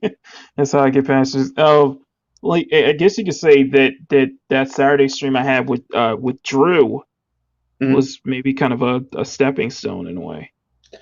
From Supreme Heretic. Yeah, Yeah, he's a good dude. and I was just so happy to have him. I was just so happy to have him on stream because he was doing a gaming stream and he didn't know who was going to show up because he did his gaming stream right after we finished ours. So, but it was just so happy to see him again, just because I Yeah. know that just the craziness he's going through right now, him and Tommy. So What? Okay. What's going on? Is Drew lose a family member? it's his mom. Oh God. Yeah, his mother That his has. mom is super Yeah, ill. his mother. Yeah, his mother is, and he's been dealing with that. And she says she's been getting better lately. But yeah, it's definitely been a really tough time. And with you already know the situation with Tommy. He put his head out there last week, and it was nice to see him out in streaming mode because Hmm. that was like great. Like I even think I super chatted in that because I'm like, oh my Hmm. God, Tommy's here. Not even paying attention to the main host. I know. Tommy in the panel. Awesome. Here's Well, he somebody. was in the chats. Some streams he was in last week. He was in the chat, so I was like, Yeah. "That's great seeing him." No. And then right after that, he was in a panel somewhere. Hmm. So it was good to see him. He couldn't stick around for long. His phone dies after a while, like all of our phones do. Yeah, But And with Drew, he's been because he was telling me on Saturday that he's been a social he's been like a social butterfly last week because he appeared on multiple streams all Hmm. last week, so that was great just kind of having him on mine and great seeing him going back out there and you know his Pegasus actual podcast is coming back on Thursday, That so I'm going to be there to watch I along need with. hours in my day. There's not enough hours, and there's No. too many people I follow streaming. Because like a I- Thursday, it's that Thursday night. It's world class. It's uh Pegasus Actual Podcast. It's Queen's Council, and it's also Comics Division.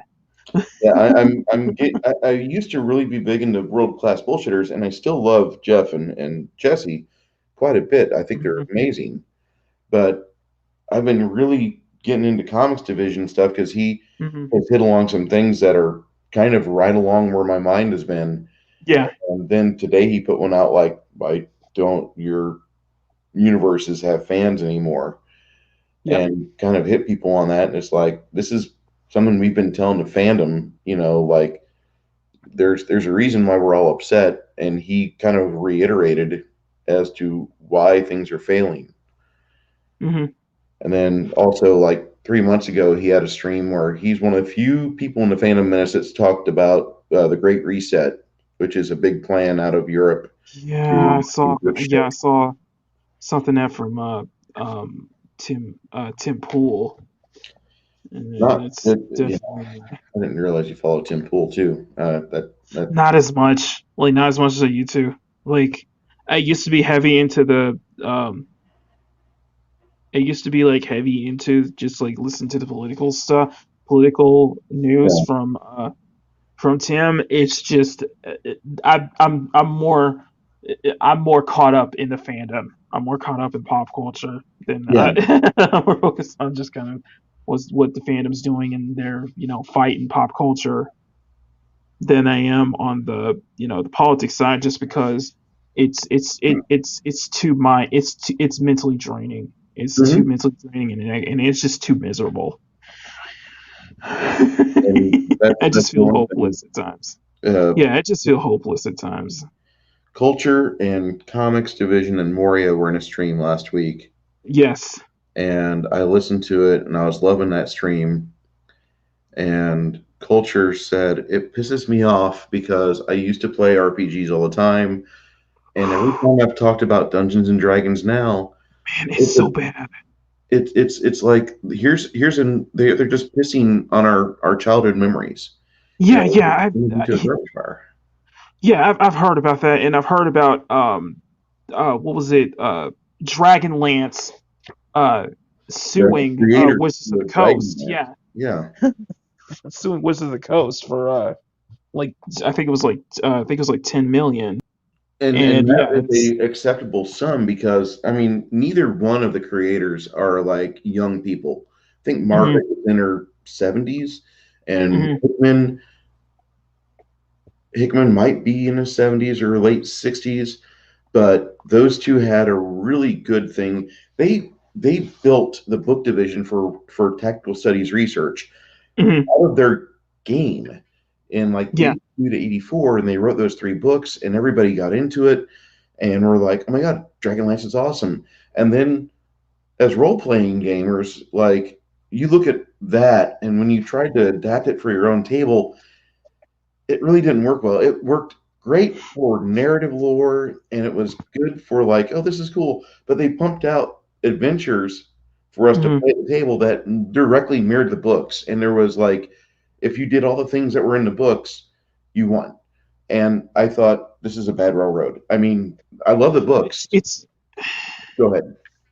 go ahead. I was gonna say yeah, it's just with Wizards of the Coast Yeah. and just the way they've been alienating the fans and such with their very copious Yeah. amounts of virtue signaling Like these past couple past I will say past couple months and years, so because I keep years. hearing because I keep hearing new stuff from Wizards of the Coast, and yeah, it's like I feel like something like this is gonna really bite them in the butt. One of these days, like, and I'll just drag it back to Dragonlance for a moment because a lot of us Mhm. gamers, and I was in that crowd of gamers that read a lot of Dragonlance as a kid, Right. and I tried sitting down and playing it. It didn't work well for my table. It didn't work Mhm. for other tables at the stores that I was at, but we still loved the books. The books were great, and so we every edition change that happened or every new hardcover for the game would come out for Dragonlance. Yeah, we'd grab it. We'd never use it, but it was just good to have. And most of it Mhm. would recite lore and when a certain character died or what happened in this book. We were really Mhm. good about that. But as far as that was concerned, we never really tried putting Dragonlance in our game past like 1995. We just thought that that's a great series to read. This is what you Mhm. read to your kids and get them into it after they've gone through The Hobbit, Lord of the Rings, uh, The Lion, Witch, and Wardrobe, things like that. Mhm. We thought that the Chronicles of the Dragonlance series was equivalent to those books because at the time there really wasn't good fantasy for kids. If you started reading Moorcock stuff and you were like 15 years of Mhm. age, you were going to be goth for life. You were just going to Oh be yeah. like, I'm dressing black, I'm listening to the Right. Cure, Right. Right. Right. and Right. that was it. But Mhm. Dragonlance has been a part of the fantasy narrative for decades. And the way that Wizards treated them recently, man, It's I, insane. and I'm not going to lie, I went to a bookstore tonight looking for Dragonlance stuff, and the owner of the shop is like, "You're looking for Weiss and Hickman, aren't you?" I'm like, "Yeah, I am." He's like, "I got cleaned out, man. I used to have nothing but Dragonlance stuff up until 5 days ago." I'm like, "Damn it!" So I got to It's find them. So I got to go to Well, like it just shows that I think because it's it's getting public and lawsuits getting public and people are catching word of it and they're yeah, treating it like what's we're seeing with D&D and that everybody's getting all of everything before the fifth edition. yeah, and we're all piling into like we're trying to get the old books that Weiss and Hickman wrote because like I'm Mhm. scared that, they're not going to turn on the printers after this. They're going to keep Oh those shut man. down, and so I got to get jump on that because I Yeah, might yeah, find yeah. another. Go ahead. Yeah it. You don't understand what I'm saying. It's it's in high demand. Yeah, and this lawsuit has resonated through the community of Generation X gamers and even some older millennial gamers that their parents got them into the game because they were gamers in the early '80s back when like ET came out. They were Mhm. in high school and they were in college playing it, or they were in the military playing D&D in the middle of Germany somewhere, like most of my friends did, and like they had their kids in the mid '90s, and now we're all like, oh my god, one of our one of our institutions is being ripped apart, and there's Wizards of the Coast just dicing up everything. They're just chewing through it Yeah. willy nilly. There's no reason for that. Without any pushback and it's just so bad. It's just yeah, it's just I've been catching it through,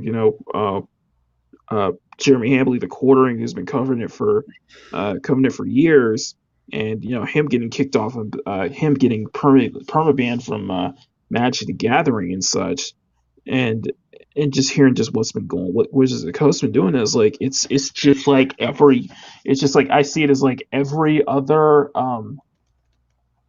thing that's going on, like what we see with Star Wars, Star Trek, Doctor Who, everything else is just being co-opted and not not really caring about the fans and not really pushing out material that will entice new people and keep the old people staying on board, just appealing to an audience that has no interest in it other than just to share it and promote it just to get Twitter clout and such.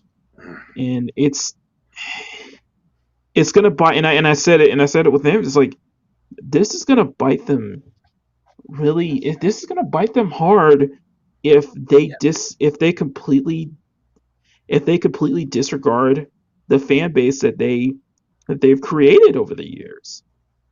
And we see that with we saw that with Marvel in 2017. And definitely have a good night's rest, my friend. Have a Really good good to night. have some chat, and you're welcome anytime on the panel. You're always welcome on my streams, my friends. So Dude is solid, real solid. absolutely. Um, I'm just hoping he get I'm just hoping we can get him to I'm just hoping if we can get him to start doing YouTube. I'm just it is a thought. It would be I'm nice. just hoping we can, you know, you can maybe convince him.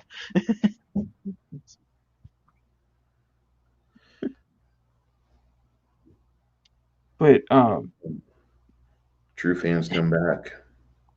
the true fan true fans do come back, but from the way I see it, they come back after they see, you know, the properties, they're doing a complete 180 and they're showing, you know, remorse and regret for, you know, turning away the fan base.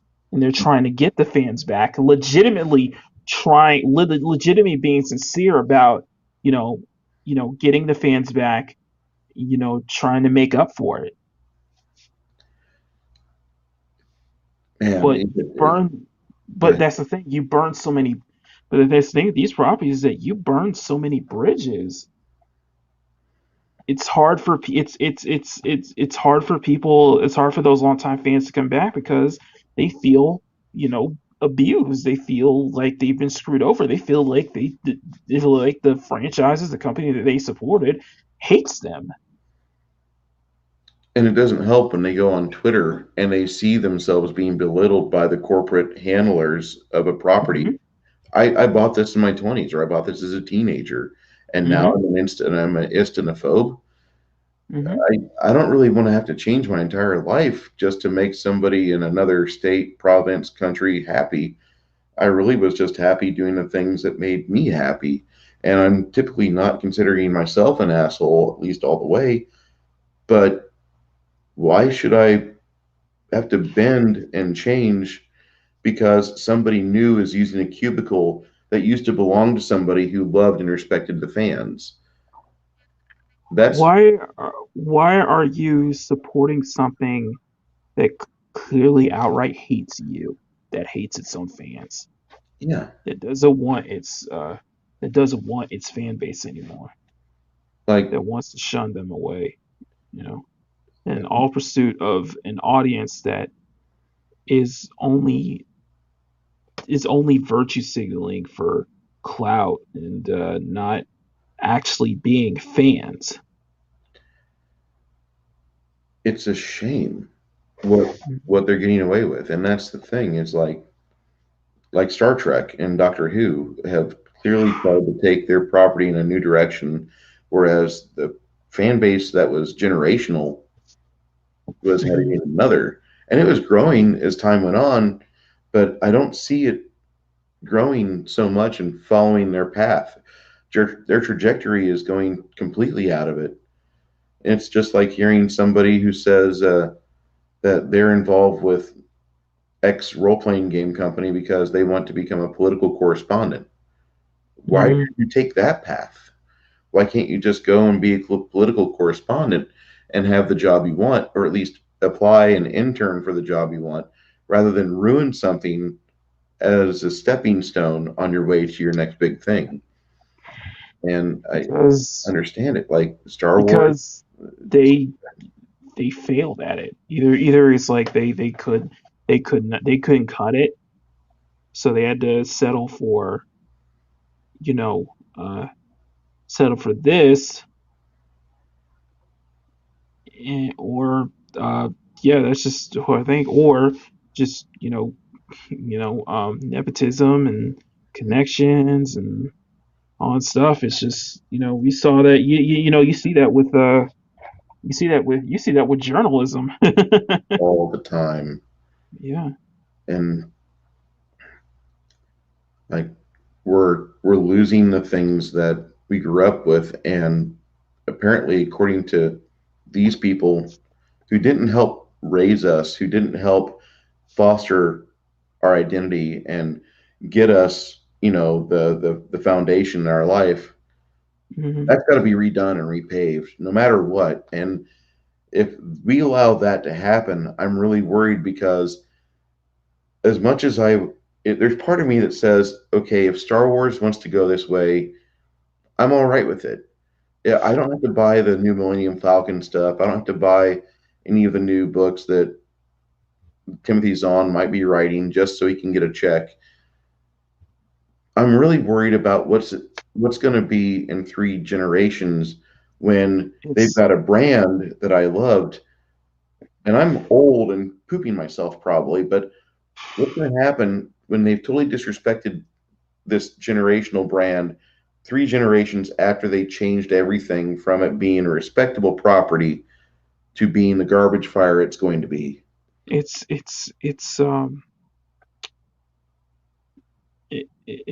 in a way, it's, I hate saying it, but it's also done out of indoctrination to a new generation Yeah. by trying to rewrite history. They're trying to wipe it out, to why they're trying to wipe out the old fans, and they could get a new generation who will only be exposed to the new stuff and not be exposed to everything that came before it. In some ways you can, in some ways, it's just trying to wipe out history, let the past die. But the thing is that no matter how many times you try to wipe out history, you're not gonna it's not gonna work as well. It's not gonna work as well as you hope, because you're gonna end up making the same mistakes. Yes. You're doomed to failure because you're just going to regurgitate the mistakes that were made before that you tried to ignore last time. Yeah, instead of trying to improve on it, you're just, yeah. Yeah, and that's the thing, is that they you hear the complaints about the older stuff, and it being istophobic and stuff, but you never really hear a solution, because there was never a problem to begin with. Yeah. I didn't have a problem with Star Wars. I mean, I didn't like Jar Jar Binks, but you didn't have me out there saying that entire brand sucks. No, And if majority of you it, want to get into the Star Wars thing, for as bad as the prequels were, they never they never destroyed the franchise. They never damaged the franchise to a point where it was beyond repair, like what we saw with the sequel trilogy. yeah,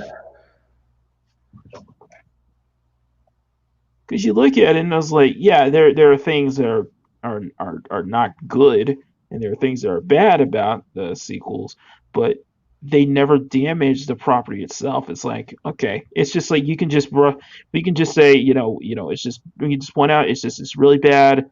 It could have been done better, but it never destroyed the franchise. It's like, it never felt like it destroyed the fabric of anything, and it was just able to kind of accept. We were just able to, like, it's fine. It's not gonna. It's nothing irreparable. It's something that we could just leave it alone. Just say, say it's bad. We can leave it alone. It's just with the sequel trilogy, and if you want to go more specific, the Last Jedi doing so many things that destroyed the entire lore of Star Wars in one film. in 1 2.5 hour span of time, Yeah, everything you loved.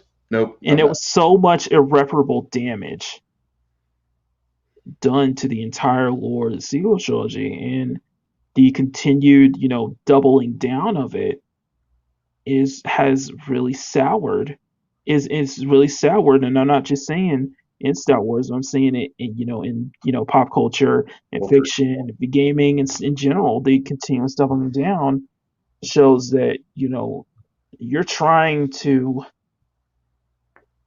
put your you know personal agendas, personal politics, and you have no regard for what it actually is, what was built before it, and you just want to tear it down. And not a lot of people can take that. Not a lot of people can take that and just laying down. Not a lot of fans will take that, and people will definitely speak up about it. It's just And it doesn't do well in your end. It doesn't do well sales wise. It doesn't do well, reputation wise. It's yeah. these guys are going to You may have this new audience, you may have people defending you, but sooner or later, it's everybody's going to start acknowledging how bad of a job you did and what you did to destroy the fandom.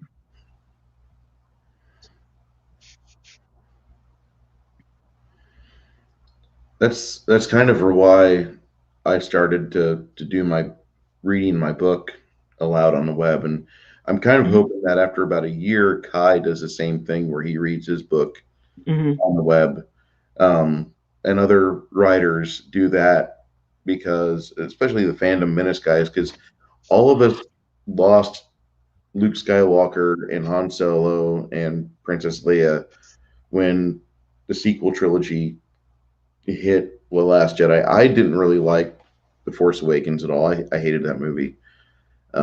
There's like 4 minutes of that movie that I like, and the rest of it, I was bored to tears. I was just kind of meh. I was meh on the Force Awakens until I listened to Jeff, and I retroactively despise the Force Awakens now. I fell I just asleep in thinking that about it, theater. I hate it more just because of what they did, just because of a lot of the mistakes they made. You Yeah, know, for you, example, JJ, you had that golden opportunity, you had that one chance to get Luke, Han, and Leia together on screen, and you blew it. yeah, You completely blew it because we lose Carrie Fisher a year later. yeah. It was right as You, Rogue One was coming out. hmm you, you destroyed. You. It wasn't so much that you killed Han Solo, Yeah, but you turned him into a deadbeat dad. yeah, and he wouldn't have been like that. Hmm. I don't know if you've read the books. I have not. There's some really good expanded universe books where Han Hmm. and Leia are a couple and they're With their own kids, yeah, with their own kids. Jason and Jaina Solo. Yeah. And Han was not a deadbeat dad in those books. In that world, in that universe, he was actively trying to better them. He had no idea about being a Jedi. His wife was Jedi, and his kids had the powers, and his brother-in-law was the key component in getting his kids to where they need to be. Yeah. And watching those five operate in those book series is a real joy. Uh, Hmm. you could go to a used bookstore, and if you found those books, Hmm. if they were priced one, or if they were priced up to three times their original asking price of $7 each, you Hmm. would be coming out at a good you would have a good value for your reading dollar, because you would have some great books from the expanded universe to take home and read and reread, and you would have this foundation down that, Hmm. like all of us had in the 90s and 2000s, reading about Han and Jason and Jaina. Uh, they're just their adventures continued, and it was a joy to be able to listen, or have the words right in front of you. Hmm. You you didn't have disappointment. You didn't have malaise. You didn't have oh well, I wonder what the mystery boxes got in it mindset that the modern movies have. The older books, the older stories had such a wonderful narrative drift to them, and you would discover just how exactly a creator respects his fans, Hmm. you would have that again. And I envy you. I envy you and everybody else in the fandom menace that hasn't taken that deep dive yet and looked at some of the expanded universe books, because that's Hmm. why a lot of us that are into the expanded universe, that's the main reason why we're furious with Disney, because they neglected all of that. And there are some amazing storylines and great characters that they are thoroughly neglecting.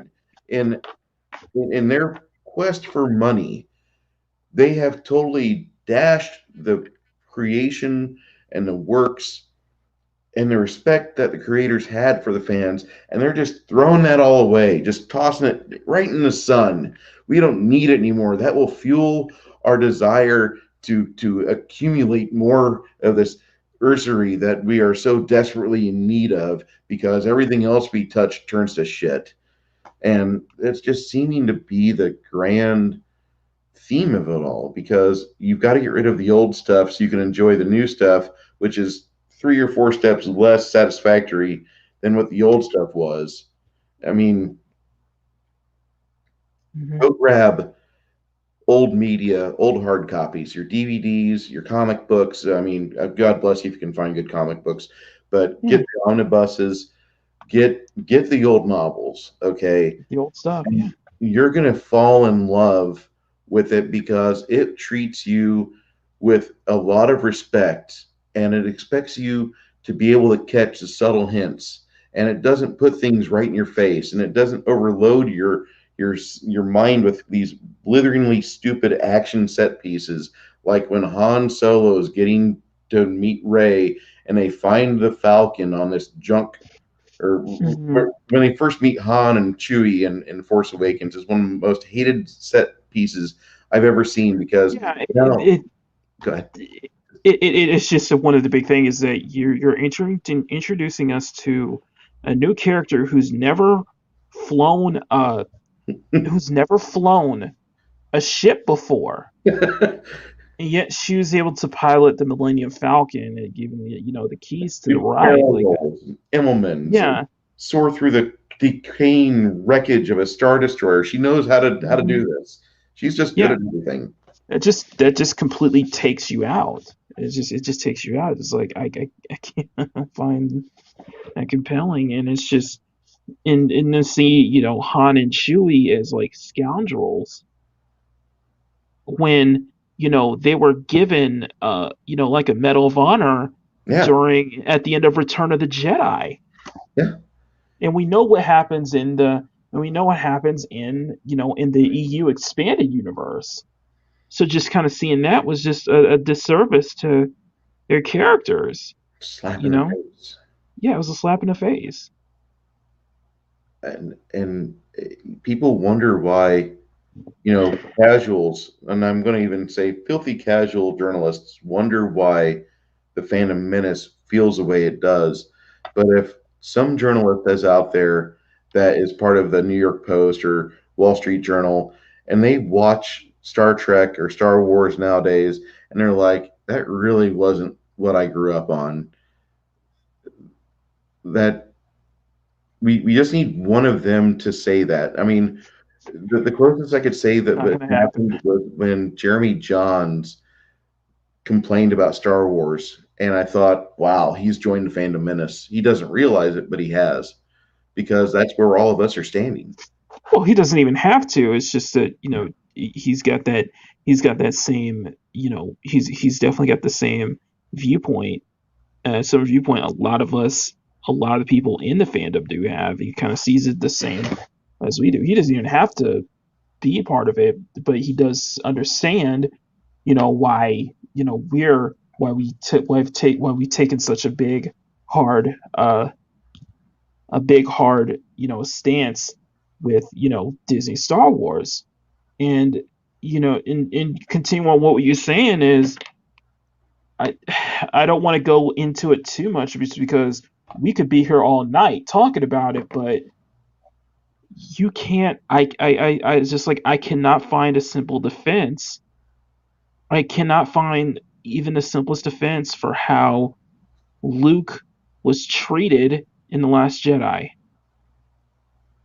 Well, let's get on to the Force Awakens because you introduced Luke at the very end of the film, Yeah, he could have and you been in that missed that entire chance. movie. Yeah. Hmm. He could have been focusing the whole narrative onto a cliffhanger where we have to come back and see for the second movie in the trilogy. Shellback's got a couple things in here, and he Oh, says we have no history of whether or not Ray had piloting experience. You're right, none. Neither. but None. Zero. the thing is that with Ray being Kathleen Kennedy's insertion character, and I'm going to treat her like this is Kathleen Kennedy wanting to be in Star Wars, doing everything right. Okay, and I might be wrong on this, but I'm going to say just KK is in there as Ray. Hmm. And if KK had written herself in the script with piloting experience, she would still have her ship at the start of the movie. In fact, she would have a Hmm. fleet of ships because she's just that much of a likable person. And she would have never lost him and never ran out of gas. And she would have never had a single financial hiccup whatsoever because she's Ray, stunning and brave. But her flying the Falcon was not a stickler for me. It is for me because even though the Y-1300 is a standardized freighter in the Star Wars universe, Hmm. they don't maneuver like that as a stock item. In fact, finding Right. a YT-1300 freighter is easy, but there's no stock Y-1300 freighter because they've been out for so long. Everybody's got their own thing. Like somebody might put another Hmm. cargo hold on the side of it. Somebody might Hmm. replace hyperspace flux and engines with some other impulse drives and bolt Hmm. hyperspace item on the bottom or the dorsal Yeah. side of it. And Yeah. so they trick those things out. That's like a Honda Civic from the 1990s in LA. Hmm. There's not a single Yeah. one Fine. like it did off the road. Yeah. It's like that's a good analogy. It's like fighting a Civic. Finding a But, stock one, at least, but is fighting a stock 90 Civic. no, there's no stock 90s Civics. There's and Yeah, exactly. they're all like they've got each of them have their own customized bit. And Yeah, then and yeah, so that's why it just kind of it didn't it further parts of why that that doesn't make sense, and to kind of step away from it to kind of step back on topic, let's look at.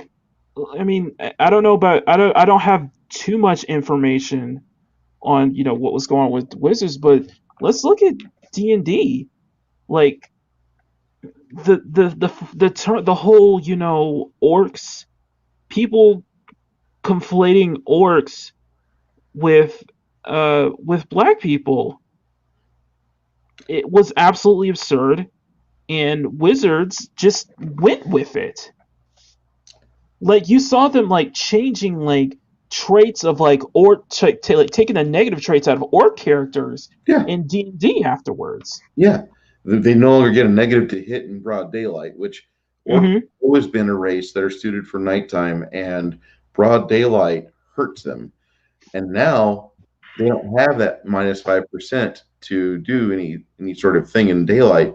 Now they're just normal. They're stunning. They're brave. Everything is good, and this is like a gift wrap bow for us to talk about this because I would love to talk about this this thing because in all honesty, like if you look at the orcs from the original writings of J.R.R. Tolkien, they're one a fictional race, two they're carnivores, three they're a bastardized race that is changed in the Lord of the Rings trilogy, but in D&D they're their own race. They're not corrupted by magic. They are their own race with their own deities, their own pantheons of Grumish, Mhm. and they've got their own thing they do, which is murder, death, kill. They grab uh, raiding parties, and you only meet orcs typically in D&D, and numbers are 30 or more. So Right. they come ready for a fight. They're not a peace-loving, artistically inclined race. They're not Mhm. like elves. They're definitely not like halflings or gnomes. They are meant for war. The only way that in a D&D setting where you can have orcs is really if you have traditional humans, because typically in most traditional fantasies, the dwarves are dying off in numbers and not replenishing with the birth rate. The Mhm. elves already have a low birth rate. Their Mhm. times, those two races are over, and you have the rise of humanity, which is now taking hold. And so elves have their own enclaves in these mountains here, or in these forests over here, or maybe they've got a little island over here, and that's it. And dwarves typically in most popular D&D settings are exiled from the Underdark because they were working on their metallurgy and their metalsmithing, and they bumped into races they could not defeat. They were not able to replenish their numbers, and so they just started going on this wild goose chase, spurred upon by their deities, on a quest for the sky. The quest for the sky is a Mhm. tunnel upwards, finally until they break out onto the surface, and they have a controlled bottleneck where they can try to stop the tunneling evil underneath them, either drow or orcs. In various Mhm. campaign settings, it's one or the other. I think in Forgotten Realms, you actually have both of those attacking the dwarves at different times. They never really join forces. The drow will enslave the orcs.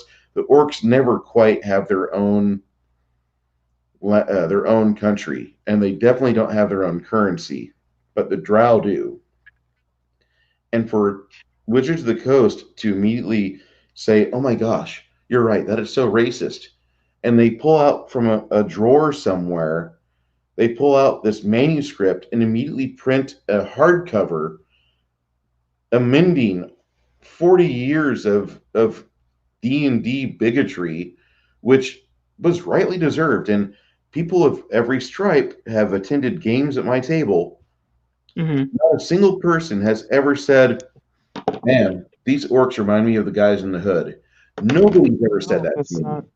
Nobody's No. ever said that. And, and I've always heard that the orcs are the physical manifestation of raw destruction that mhm. you must evade or find a way to destroy using Mhm. superior firepower. There's Mhm. no, we're going to work this out, we're going to be diplomatic. There's none of that with them. And the drow, atypically in most games, the drow are a bastardized or exiled version of the Mhm. beautiful elven types, and they Mhm. really keep their beauty, but Right.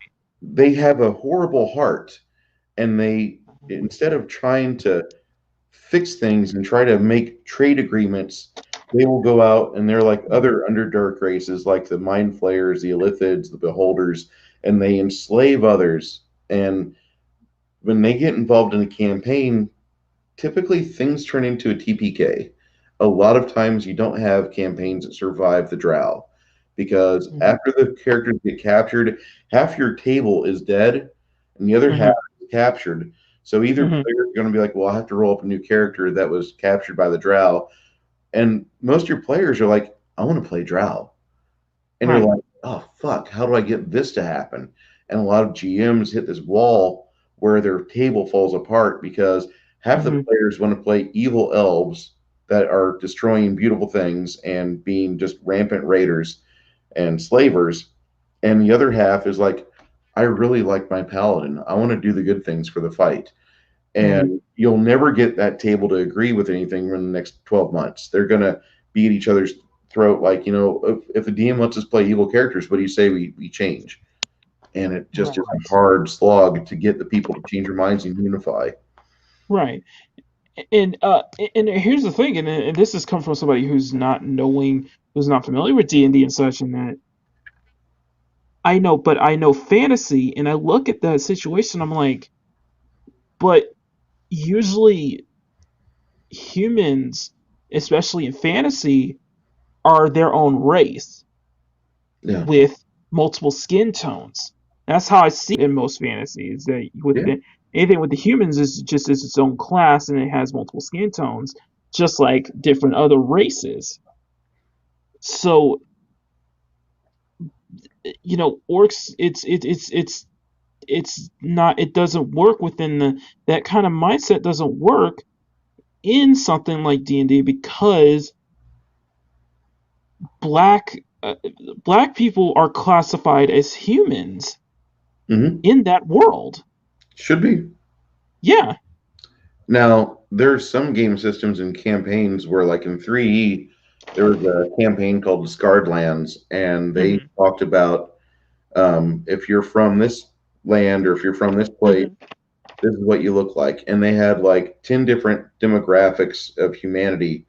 And so you had 10 different demographics, you had 10 different sets of racial statistic modifiers. Some were more hardy, some were just stronger, some were Mhm. some it was just a magically infused land, so there was more intelligence in that group of people.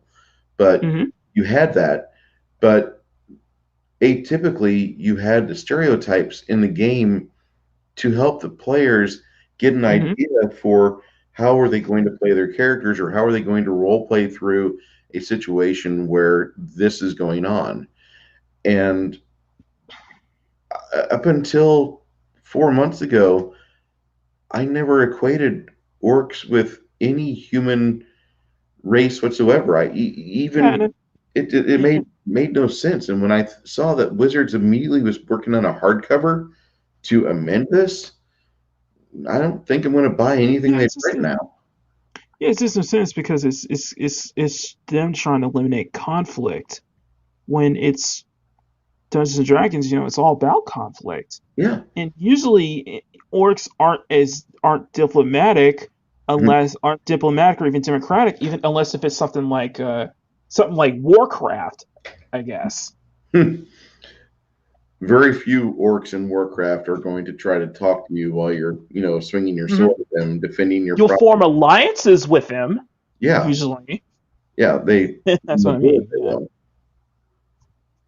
It's just it's really weird how this clown world has turned out, and I I can't look at people normally when they ask me about what do you think of orcs being used as like for a human race, a parallel, and I'm I thinking, was like, no, there's no parallel because with with black people exist in the D&D well, or should I say, dark skinned yeah, humans exist in those fantasy realms as humans. yeah, they They're exist just really well. humans. I've Yeah. I've got 75 shades from absolute Irish white person to Hmm. Ethiopian black. Yeah. I've got 75 different shades on my shelf here. And they're all one Yeah, class, and they're all just one race. This is yeah. just because you're looking at like I guess it's seen as national. It's like no, it's not. And the same thing can be applied for and the same mindset can also be applied with with Tolkien stuff in Lord of the Rings, and that's not the case either because if I'm correct, dark elves don't exist Not in in that Tolkien. Lord. No, That was a creation from Gary Gygax for Dungeons and Dragons back in right. 1979 or 83. I can't remember which. It was part three of the Against the Giants series, where you had your first dealings with Drow. Hmm. God, I'm really revealing that nerd card today. No, I'm I'm kind of opening it. I'm kind of opening it, open that nerd card for you, And man. I'm it's kind of it's fine. I don't have a problem talking about it. no, I love the game. no, and then somebody who's not familiar with that, I try to hold my own. I try to at least get a good idea. It's just because of stuff in fantasy that I've seen. So Yeah. yeah, it's just it's crazy. I mean, well, I mean, hell, let's look to today. I mean, I'm doing a Batgirl commission, and you see what they're doing with her in the comics. I haven't seen the comics as of the last 6 months, So but they've what happened? so DC is like so DC is like they're setting up their future state, so a lot of runs are getting canceled, and they're promoting the new season of Batgirl by having this character Ryan Wilder be in the Batgirl comic. And in the last issue, like this is like the last issue of her run, and Barbara just becomes a full on like Antifa supporter. It's crazy. It's insane. It's like it doesn't really make sense to me. It's crazy. Why would they take her down that path? That makes zero sense. Because It's it, I it's thought the Wayne family was always for lawful good. I thought they were always yeah. trying to make sure they were able to keep their morality, but they always made a profit and they made good business deals. And therefore, most guys I knew wanted to be like Bruce Wayne or Thomas Hmm. Wayne, where they were successful and they were able to negotiate deals and make that money. And by her doing this, it takes the entire family Yeah, really it's out of it's joint. it's an odd yeah, it's an odd way of portraying Barbara because she's not like that even. Mm-mm. And no, she doesn't have that that anarchist type of mentality. So that was just clearly just like virtue signaling. It was just clearly the writer fitting their own agenda into the character, and it just looked completely and it just is completely out of character for her. And especially her growing up wealthy, being the commissioner's daughter, and that's kind of a parallel when you see when you hear most of the Antifa guys are white privileged kids Hmm. doing all this. It's just so out of character, and just introducing the new character for season 2 of Batwoman in the comic is just in only like 2 panels, and she doesn't even look like her in art. She looks like she's brooding all the time. She's brooding the whole time. It's just How are you gonna feel like you got to buy the next issue if no. I was watching the preview, so I didn't buy it, but I was reading yeah. kind of like the reviews and such in the news because Heels versus Babyface is covering it, and a lot of people are covering it because in regard to the new suit for Batwoman season 2 was revealed today.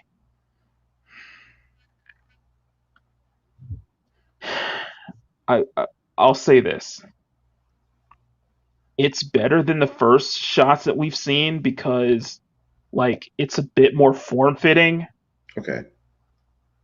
but she has no makeup on when she's under the cowl.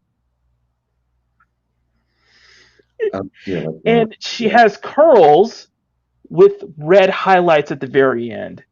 Like, let me see if I can find a picture of it. It's just,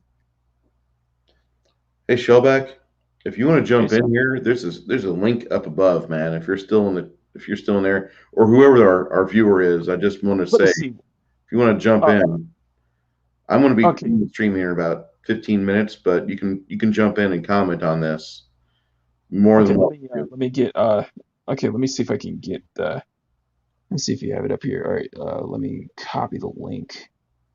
Shellback's still here. I'll send a link to his. Okay, I'll DM him on Twitter if he wants to jump in. But yeah, sure. it's man, it's messed up, man. It's just so weird, and especially with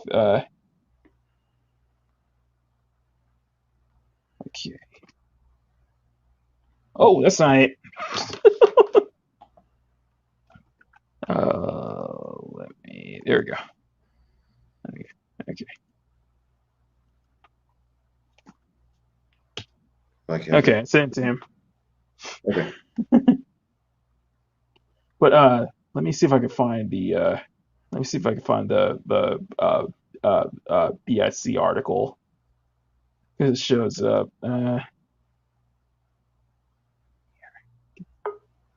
Here we go. Yeah. So let's see if you can see my camera. If it's come on. see it. Okay, 1 second. I'll try to do this on my phone. I know. It's all right. Okay, so here's the Batwoman thing, and this is deals with Batgirl because she's in like she's in like two panels, and she doesn't look, and she looks like she's brooding.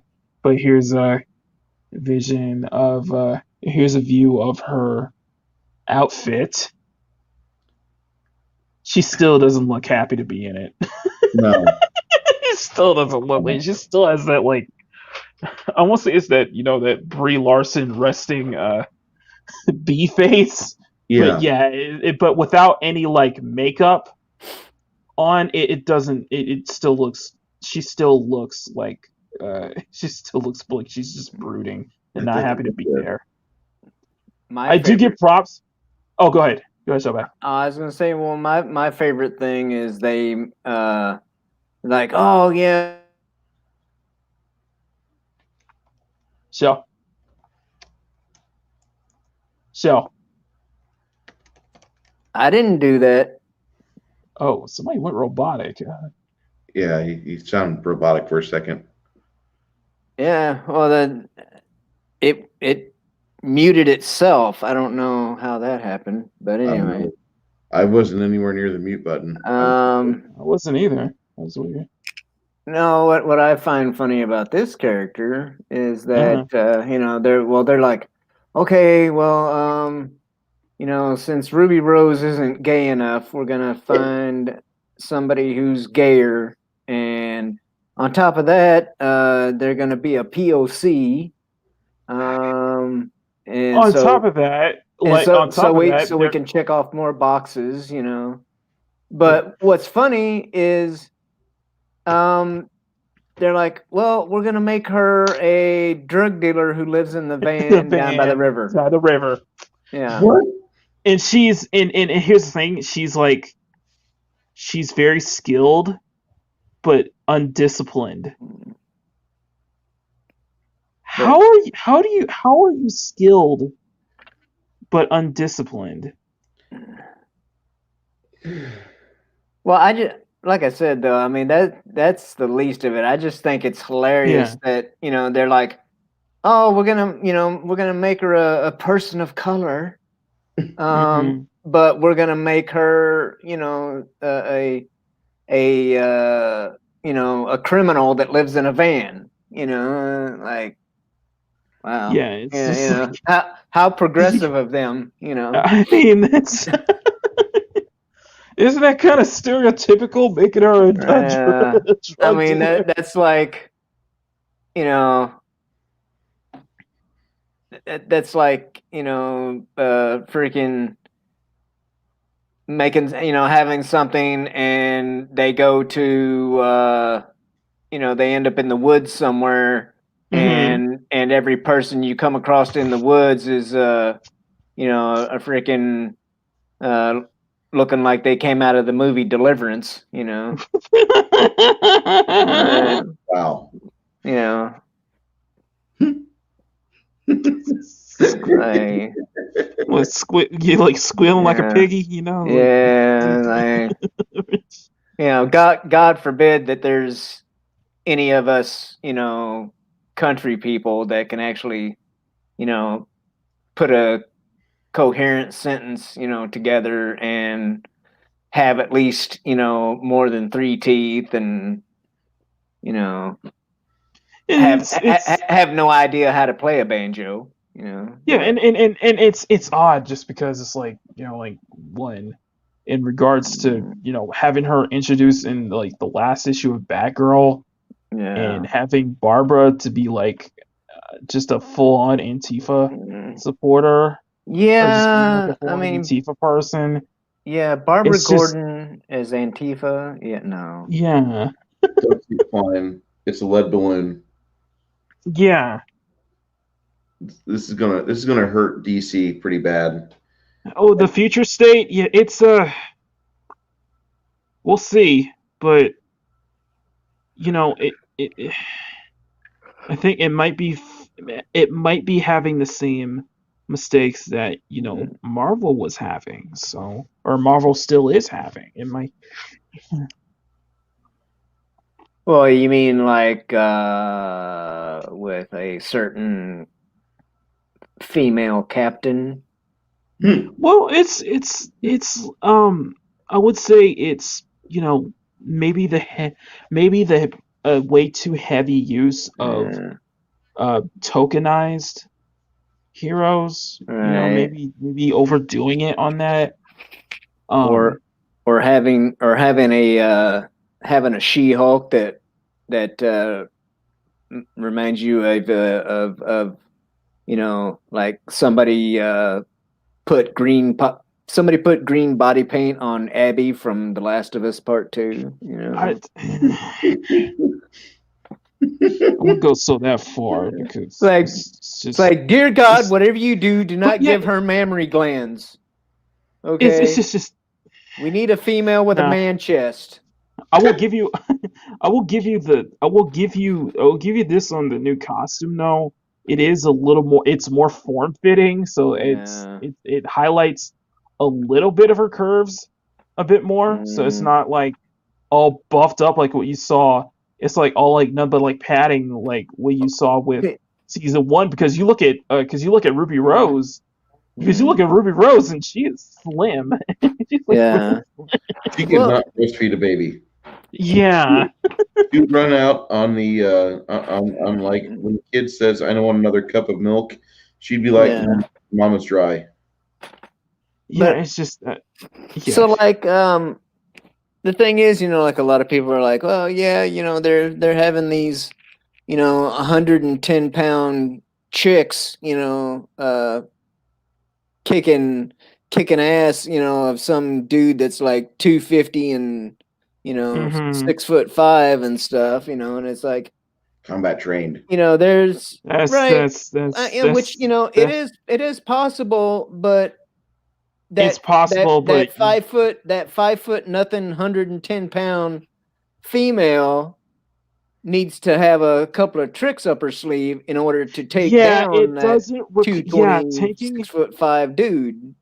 yeah, it's not believable in the slightest. Mm-mm. It's just like with is somebody of like Carrie Mm. Sancher being that being smaller and Yeah, being of a smaller frame, being able to out overpower right.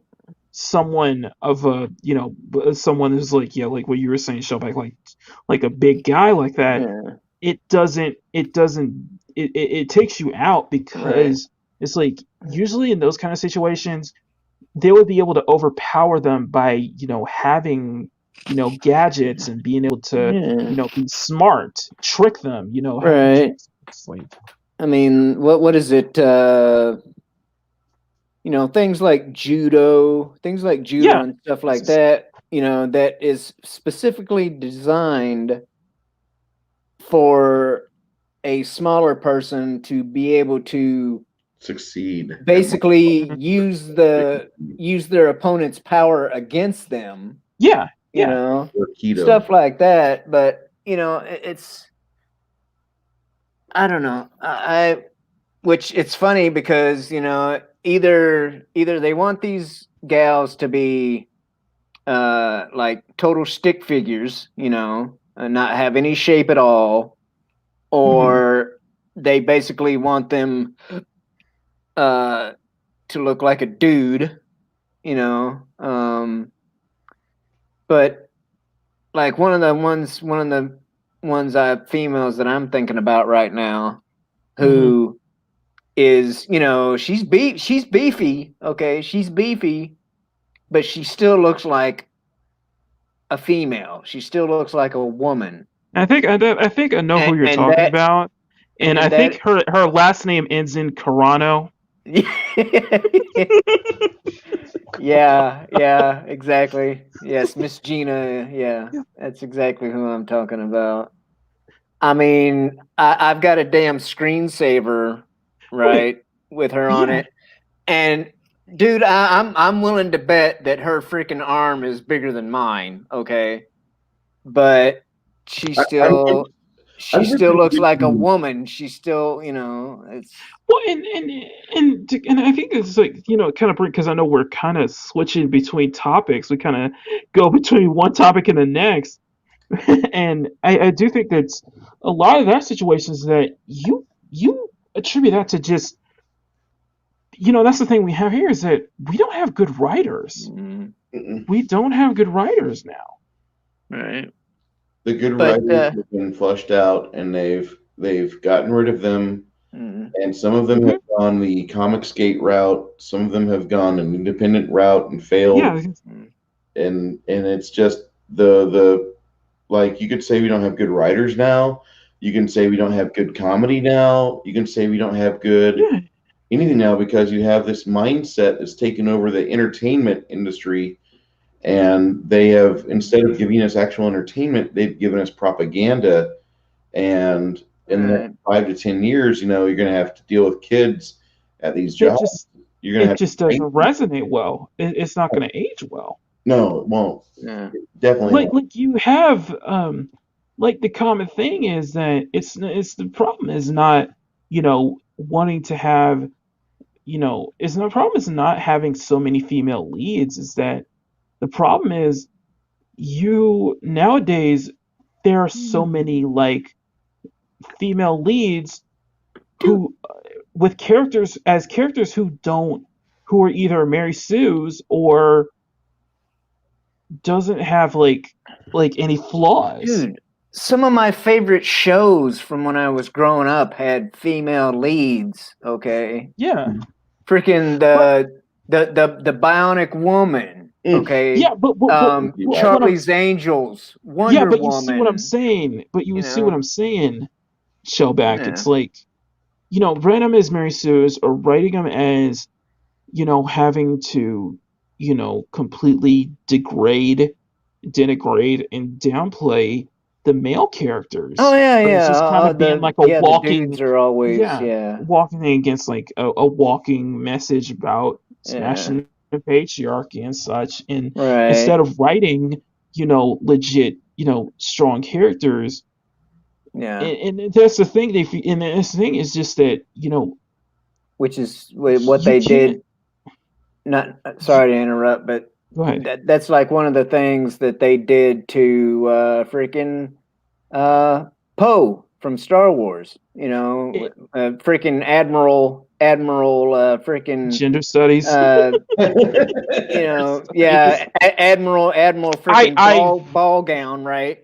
It's like, I'm sorry, I spent 10 years in the military and I never saw a damn admiral wearing a freaking ball gown on the ship. Never. No, it goes with Holdo. It's Holdo is so. But she's so like, bad. Well, I don't have to tell you anything, That's the problem. And it's like, they portrayed him as like basically, the dumb, freaking, misogynistic freaking male or whatever. Here's the thing.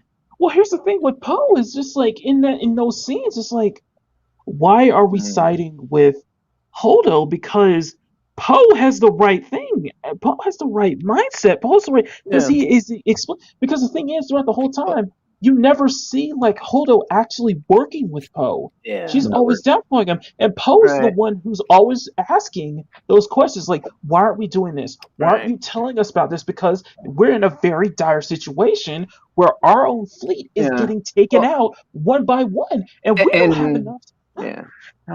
And a good admiral wouldn't have been out in the middle of nowhere running on fumes. Yes, would have had logistics working for her. Here's the thing: like I've explained this to several people, right? Mm-hmm. In a carrier group, right? Yeah. There are, there's the admiral, there's the captain of the aircraft carrier, right? And then there's a gentleman or lady, because I do believe it's very possible. But anyway, no. I agree. There's a third person. There's a third person who is either a captain themselves or at least a commander. Like a high. Like I'm about to be a captain, freaking commander, right? Yeah, but and they're the boss. They're called the CAG, and it stands for Carrier Air Group, right? Yeah. and the CAG is the boss of every single squadron on the boat.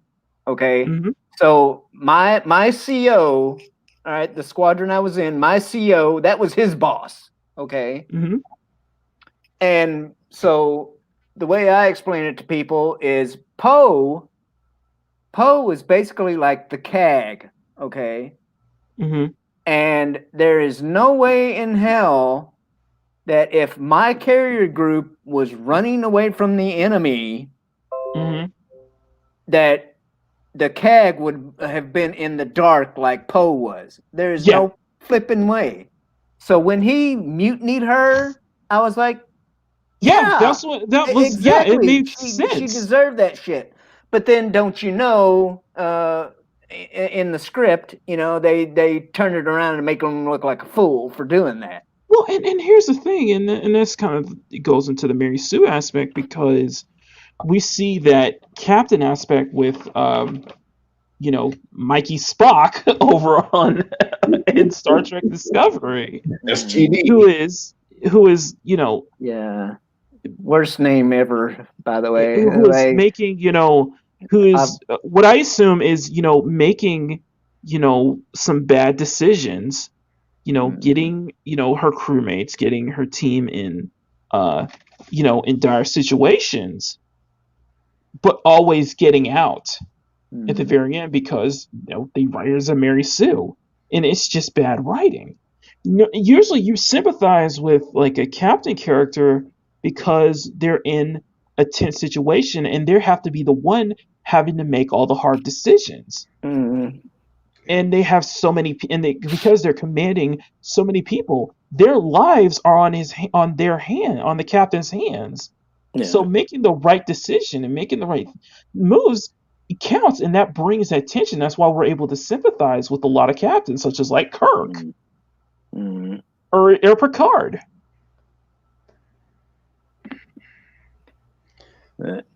I'm not looking forward to the next 5 years of entertainment. I'm really hoping that like back in 2006, I had friends that were involved with radio quite a bit. I did an internship for a little bit on radio, and then they let me know things that were going on when things were starting to change really bad. And between 2004, I was in high school, so I can't. it's all right. I can't.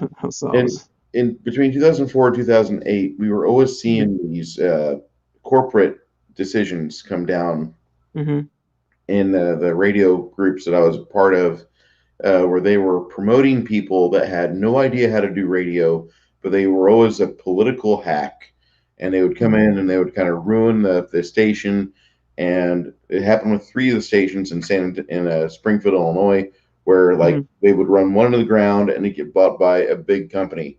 They'd go to one of the other 2 stations that were independent, and they had for years really good rapport with people. They did good remote broadcasts. They had approachable people that would let you talk on a radio with them. If you called in or saw them at a remote, they would let you have your 15 seconds. They were good like that. But after about 2007, 2008, the entire heads of the local media had changed on radio, and there were no longer these guys that loved radio. They were now people that hated the common listener, and they had this mindset. And I think kind of everything kind of patterned off of that general mindset. We had this group of people come in that had no love for whatever medium they were working in. They just wanted to ruin it and make that item into something larger, and that was all they accomplished. Like those people today are not in that same vocation. They're now doing blogger work, okay? And it's a shame that we've got all these really talented writers, and only a few of them have actually gone the route to where they can continue to make money, if only on their own, like Ethan, like Comicscape people. And I missed Black Angus. He's got Meth Gator going on right now for the next 5 days. I need to get involved with that. I just thought of that just now. I'm like, damn it. But you have all these guys that are very talented and they love their craft, and they're not being allowed to run it and foster people and bring people up They're that not. It's just not in the mainstream. It's just not, mainstream. What's going on in pop culture. It's co-opted. It's not. You're not seeing those kind of guys mm-mm. there because usually the best stuff is usually independent. They're usually making their own stuff. They see what what the entertainment medium has become, and they want out of it, and they want out of it, and they want to either they want to keep their heads low or just want to be out of it and start making their own things because they see the writing on the wall. And it's a it's yeah, it's just a really interesting situation. Interesting thing we're living in is you don't have like those kind of like writers because all you're getting is like you're getting the Kurtzmans, you're getting the Michael That was Robert Chabons, Orsi. you're getting the um Chris Chinballs and who completely are here who don't know what their material is, or who think they know their material, who think they know source material and they don't, and they clearly don't, or they're just force feeding. It's like everything about good storytelling, good writing is pushed to the background for inserting a political agenda. Shellback, Machini, I apologize. I'm gonna get going. It's at 1 o'clock over here. Oh no, I know. Sorry about that. Shellback, are you working on anything right now? Are you getting a video put together? Or are you? Not really. He's kind of lurking. He's just kind of looking. He's Shellback's on. He's on all different kinds of streams. So I need to bump into more streams to where I've got Shellback in the panel because I want to hear more Shellback because his projections are always good. They're always fun to listen to, if nothing else. But you always make a person think too. Machini, when are you gonna I'm hoping.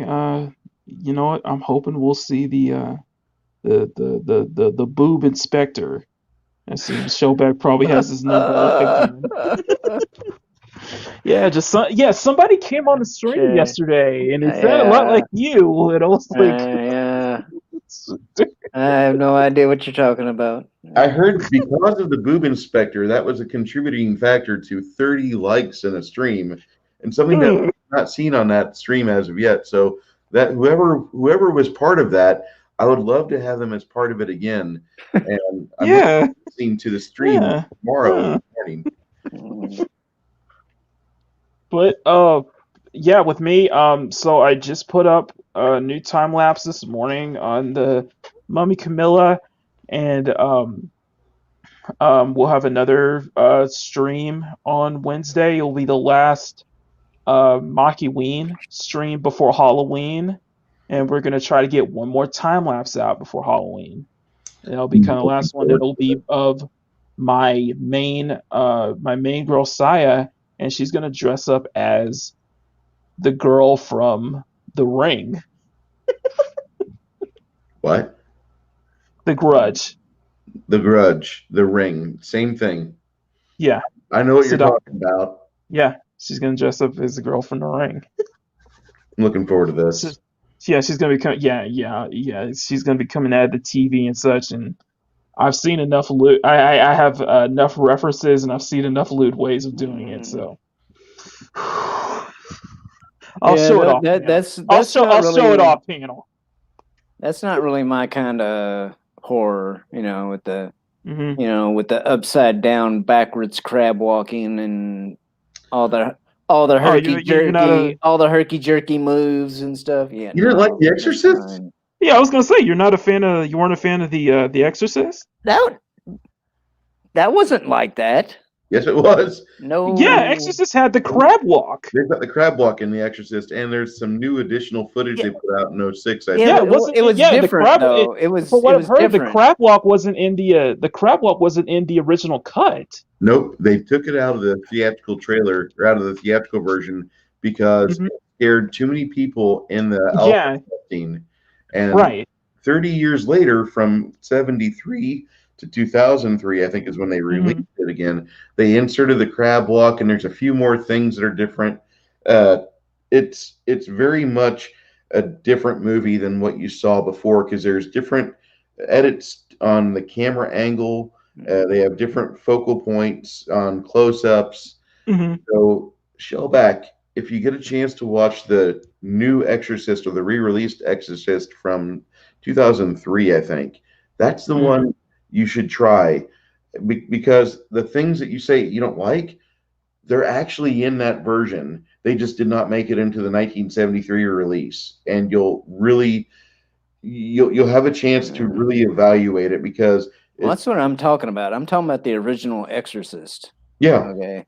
yeah. But what I'm talking about though is, and it's not so much that, but like the ones that have like all the herky jerky movements and stuff, and it's like Mm-hmm. they uh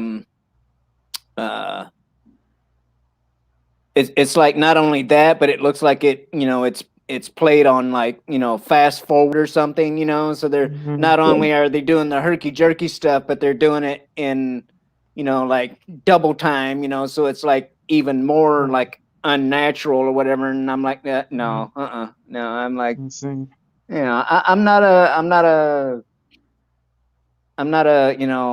heebie-jeebie skin crawl type of dude. Are you not into? Are you not into like I, I'm psychological horror? yeah, I like it when it's more suspenseful and whatever. Suspense. Okay. Like it's like, okay, is the killer gonna jump out now?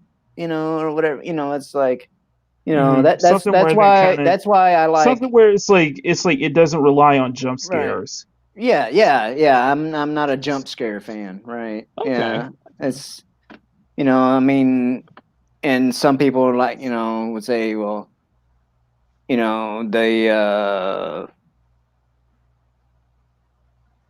not Friday the 13th and stuff like that. They're like, well, they still had, jump scares or whatever. I'm like, no, well, it's different. It's like, Yeah.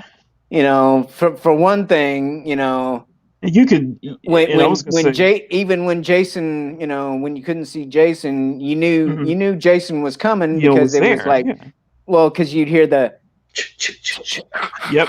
yeah, Mm-hmm. yeah, Those right, little signs and there. it's like, and so I don't know, it's to me, the modern Yeah, ones not letting letting your rely audience try they to. rely too heavily on the jump scare, Yeah, and I guess see what you're saying. I'm not into horror at yeah. all, but I see what I'm saying. You're saying it's just like, Mm. let the audience, mess with the audience. Let the audience try to kind of figure it out themselves.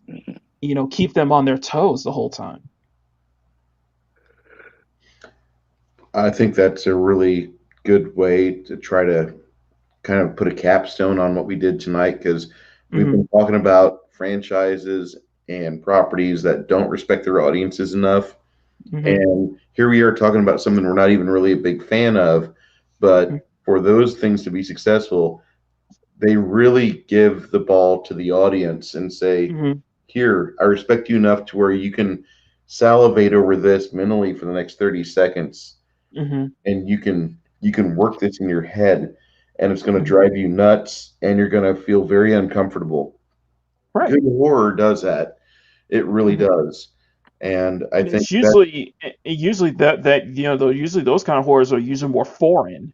yes, It's not what we see here in mainstream. It's usually more independent. It's more independent kind of horror and more foreign stuff nowadays.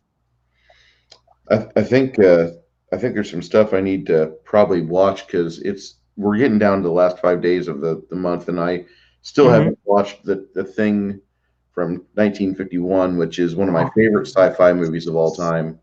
And I watch the one from '82 all the time. I see that probably once a week because there's times where I just don't want to watch a live stream. I need to see Kurt Russell and his beard save the planet, and yeah. That's it's a great movie. the thing is, what I know, the thing is iconic. It is truly iconic. Have you watched it lately? I've seen bits and pieces of it growing up, but yeah, I know how well known this is. I know it's definitely one of the best horror suspense films ever made. So. One of these nights, I'm gonna have to get like Bunny or something, and I'll download that, and I'll Mhm, send you a link to where I can transmit because I've got the thing mhm, on this hard drive for the PC that I'm talking with you on right now. It's part of my iTunes mhm, account, so I can take that movie with me on my iPhone or whatever. But that is a great movie, and it is so well done narratively. mhm, They do a good job with keeping you focused on what's on screen and what mhm. is messing with your head, what possibly could be Yeah. happening. But when they show the gore, when they show things, they really go in a different direction than the 1951 film. But if you read the book it's based on called Who Goes There, Mhm. it's very close to that. Okay. Oh, I think you may want to. I think let's go ahead and wrap the stream up because I know it's like 1 o'clock for you. Yeah, we're gonna have to get going because I got to wake up at 6 and start. Oh.